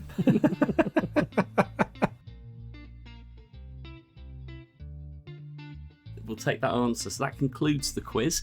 I'm going to fly through the answers and give the total scores. Number 1, what date did number 1 broadcast? It was B, the 14th of February on Valentine's Day. Who was Cricket 23's adult celebrity crush in episode 7? It was Henry Cavill from The Witcher. Which episode number did Coops ask us to reveal our biggest fears on? It was number 9.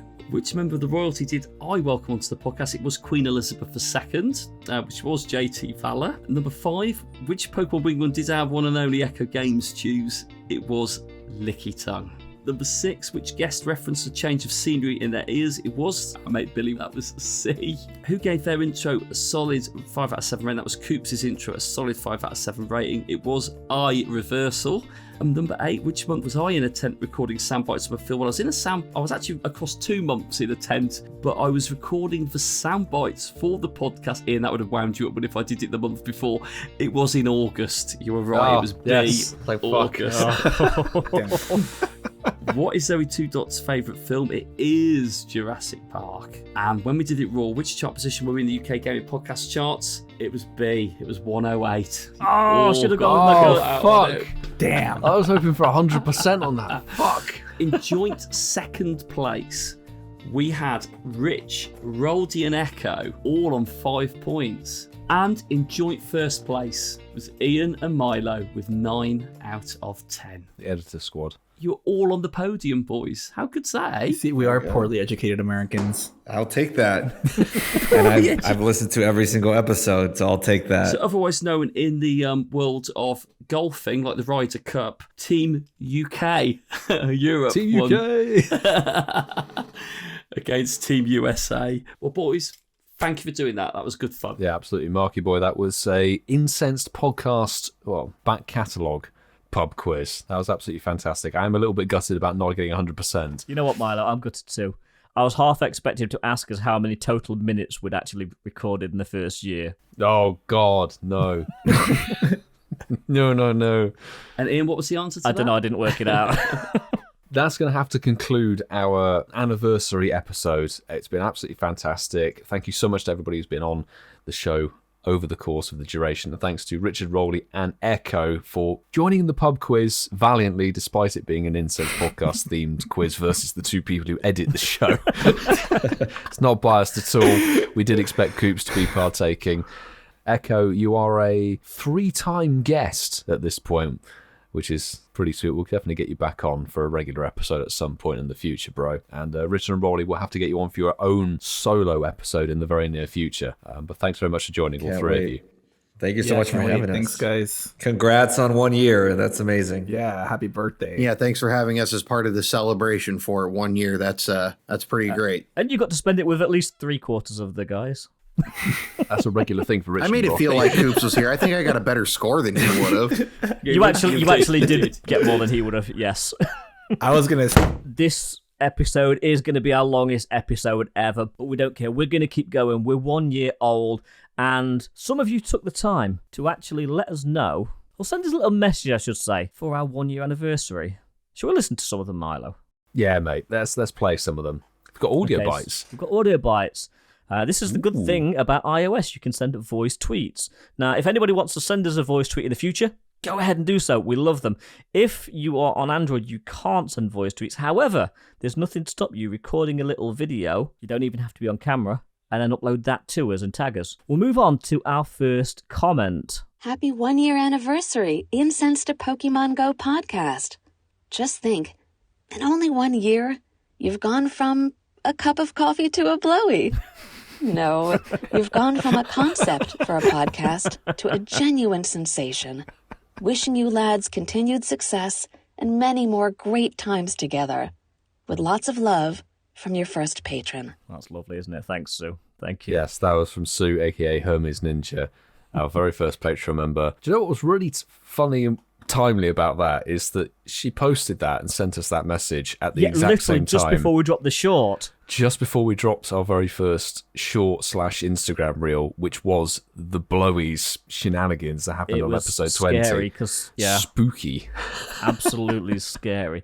But we've got another regular contributor that sent us another message, so here we go with the next one. Hello, Incensed Podcast. So, lads, I know that you've been dying to know, but it's pronounced Surla. I honestly enjoy hearing you mangle it every time that I write in with a shiny. Your podcast really is a breath of fresh air. I live horrendously rurally. Yeah, cue the rural noises and have little shiny luck.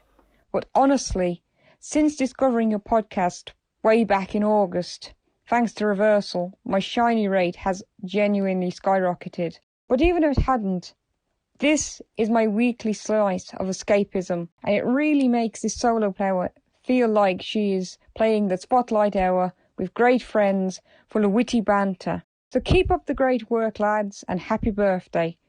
I'll be toasting you with some Ian juice, and maybe a coffee, a milk, and some Jaffas to finish.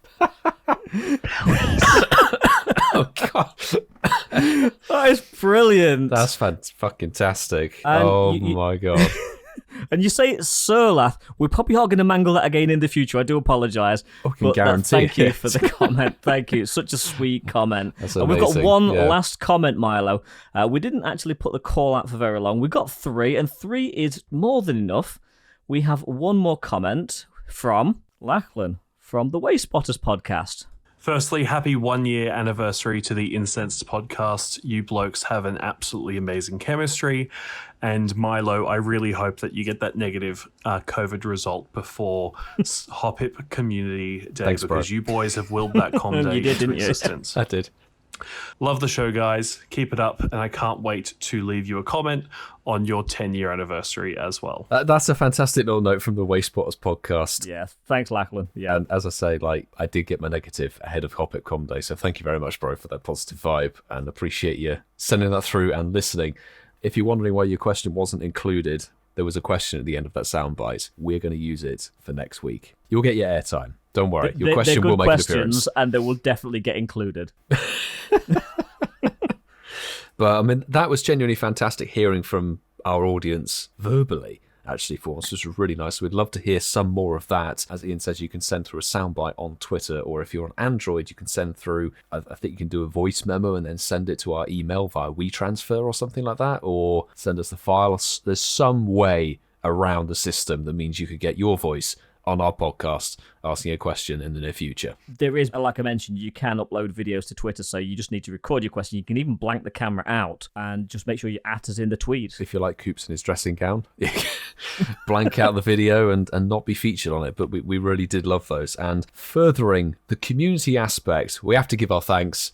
We introduced this segment way back on episode 3. This was Masterful 27's Brainwave. It is Shinies of the Week. Shinies of the week. Thank you very much, Zoe. And yeah, due to tech issues, time constraints, Masterful 27's also had to duck out of the last few minutes of this podcast. So Milo and I are taking it on our shoulders to weather the storm, to bring it's you currently 20 to 1 in the morning on Friday. And we've been recording since 7:30 last night. Yeah. It's been going a long time. Riverside, if you are listening to this, thank you so much for letting us run so long. We run late every week, but we've never actually done a 5-hour recording before. Yeah, this is a bit mental. But Ian, you've got the first shiny boy. Yes, so the first shiny of the week, and I am going straight from the most recent on Twitter, and it's from, she's just told us how to pronounce it, Surlath. Crap shiny week, then 2 come along at once. After last week's second Onyx, yesterday's catch was a dud. But shortly into the Valentine's event, I got this much wanted ginger beauty. Hashtag shinies of the week. Hashtag gingers have more fun. Hashtag was faith a ginger. And yeah, she got the shiny Illumise and a shiny Onyx, which was last week. Shiny Illumise. Yes, that's very nice indeed. I actually have one from Instagram. Ooh. Can you freaking believe it? Stacks TV saying at Incensed Podcast, while listening to the latest episode, this happened. My first one and my hashtag Shinies of the week, and actually goes on to promote the podcast. Thank you very much. If you haven't listened to the podcast, you need to. Some say it's probably the best Pokemon Go podcast out there. Stacks TV got themselves the shiny blue titty cow, aka Miltank, that Ian we know is very fun. We know you're very fond of that, bro. We know you're very fond of that. I do. I love that shiny, and it is eluding me. It really is eluding me. Take a snapshot with a wild Pokemon can get you a Miltank encounter in. Ooh, okay, we'll look for that task. But congrats, Stacks TV. That's fantastic. Congrats. My next one is from Captain Cover. This week was my 2-year anniversary of playing Pokemon Go, and I got 2 event blessings from the shiny gods of Niantic. The first time using an incense paid off while listening to at Incensed Podcast. Litleo was wild, but the Paris was incense. Hashtag Shinies of the week. And yes, you guessed it, shiny Litleo and shiny Paris. And the Paris, again, elusive little bugger. That's very, very cool. I've got another one here. It's Anavi here. In Croatia, we have a saying, and I am going to completely butcher this. Sakavi Muto. I can't even. I'm sorry. I'm not even going to embarrass myself by trying to attempt what that says. It basically means every dummy loves yellow, crying face. Crying laughing face as it is. Call me a dummy, but I do love my new yellow shinies. Caught them while listening to @Incensed Podcast, of course. Hashtag Pokemon Go, hashtag Shinies of the Week. It's a shiny Torchic and a shiny golden carp as well, which is 2 very nice yellow shinies, and also while listening to the reincarnation episode. Wow. Including if you include a little screen grab of what episode you're listening to, that would be really quite interesting. Yeah, we can see how current you are then. Yeah, see where our listeners are based. And that was it with this week's Shinies of the week. It's been a long one tonight, and even with the powers that are known to the world of Milo and Ian, we're not going to get this to be a short episode, so make the most of this extra long episode. I don't know about the rest of the guys. Milo's here with me now. We're recording this after everyone else has departed, but I think we both loved this long episode. I think we love spending time with all of our friends. Absolutely. It's been absolutely fantastic to kind of reflect, I say, in a different way onto what 1 year of doing Incensed, a Pokemon Go. If I'd stopped the sentence, that would be really bad. But Incensed, a Pokemon Go podcast, it's actually been fan-bloody-tastic, for better words. We've had the chance to meet so many amazing people through this podcast, through this platform. We've met so many amazing players, people around it, trainers. Yeah, literally, so many people. Yeah, our friendship as Coops would say, as a foursome has blossomed. Absolutely. Coop's tech issues, and Mark, it is bloody late at this time. It is a work day. Yeah, Mark was on recording for 5 hours, and luckily we don't have anything to do tomorrow other than edit this thing. Yes, exactly. Me ahead of Hopicon Day. Let's do our bit, Ian. And then me after Hopicon Day.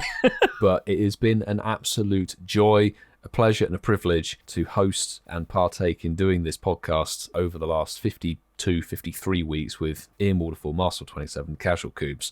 It's been a genuine joy, and I'm just grateful. We're all grateful. All of you tune in to listen every week to us talking random bollocks about Blowies, reincarnation, films, Pokemon Go. Pokemon Go should have really been at the top of that list. But you know what? It's funny you should put Pokemon Go that far down the list, because tonight we've spoken about Pokemon Go surprisingly little. And you know what? It didn't feel out of place. It was just nice catching up with everybody and it was a nice catch chatting. Up. Yeah, that's the thing. It's an international episode, this one, so I hope you enjoyed it. Yes. Ian, we're going further. We're going into further. 2022. We are going further from 2022 into 2023, and we want to be sat here this time next year with another anniversary episode. But I really do want to speak for not only myself but for the boys. I want to thank Poké Daxi, Kriket 23, Zoë Two Dots, Billy Lutz, the Trainer Club, Echo Games, and Richard and Roldy from the Wailordz Podcast. We couldn't have made tonight without you. We truly cherish knowing you guys, and thank you for helping us celebrate our 1 year show. Yeah, and thanks for braving the tech issues as well. It's been a problematic evening, shall we say the least, but no big show, I guess, goes out without a few hitches along the way, shall we say. Yeah, it's one of those things. It is one of those things. And sorry that Coops was only here for the first sort of quarter, maybe half of the show. He really did try and get his issues fixed, but computer's going to do shit. Something's broken, but it has been an absolute pleasure to host it. We look forward to entertaining you throughout the rest of 2022 and early 2023 in the next year, hopefully, of this show. We're going to stay the same old same. We're going to have some banter, some Pokemon Go, and some bitching along the way. It's going to be an absolute riot. I'm looking forward to it. And I'm looking forward to it too. And Milo, we've got how many verbal contracts? We've got guests for the next year. We need somebody to do our paperwork for us. We really do. Do we know any attorneys out there? Just message us on Twitter if you are one. Yeah. We need all these verbal contracts written up in black and white. And on that bombshell, it is time to end our first year as a podcast and move into our second year. We hope you stick with us. We hope you continue to enjoy Incensed, a Pokemon Go podcast. Do take care.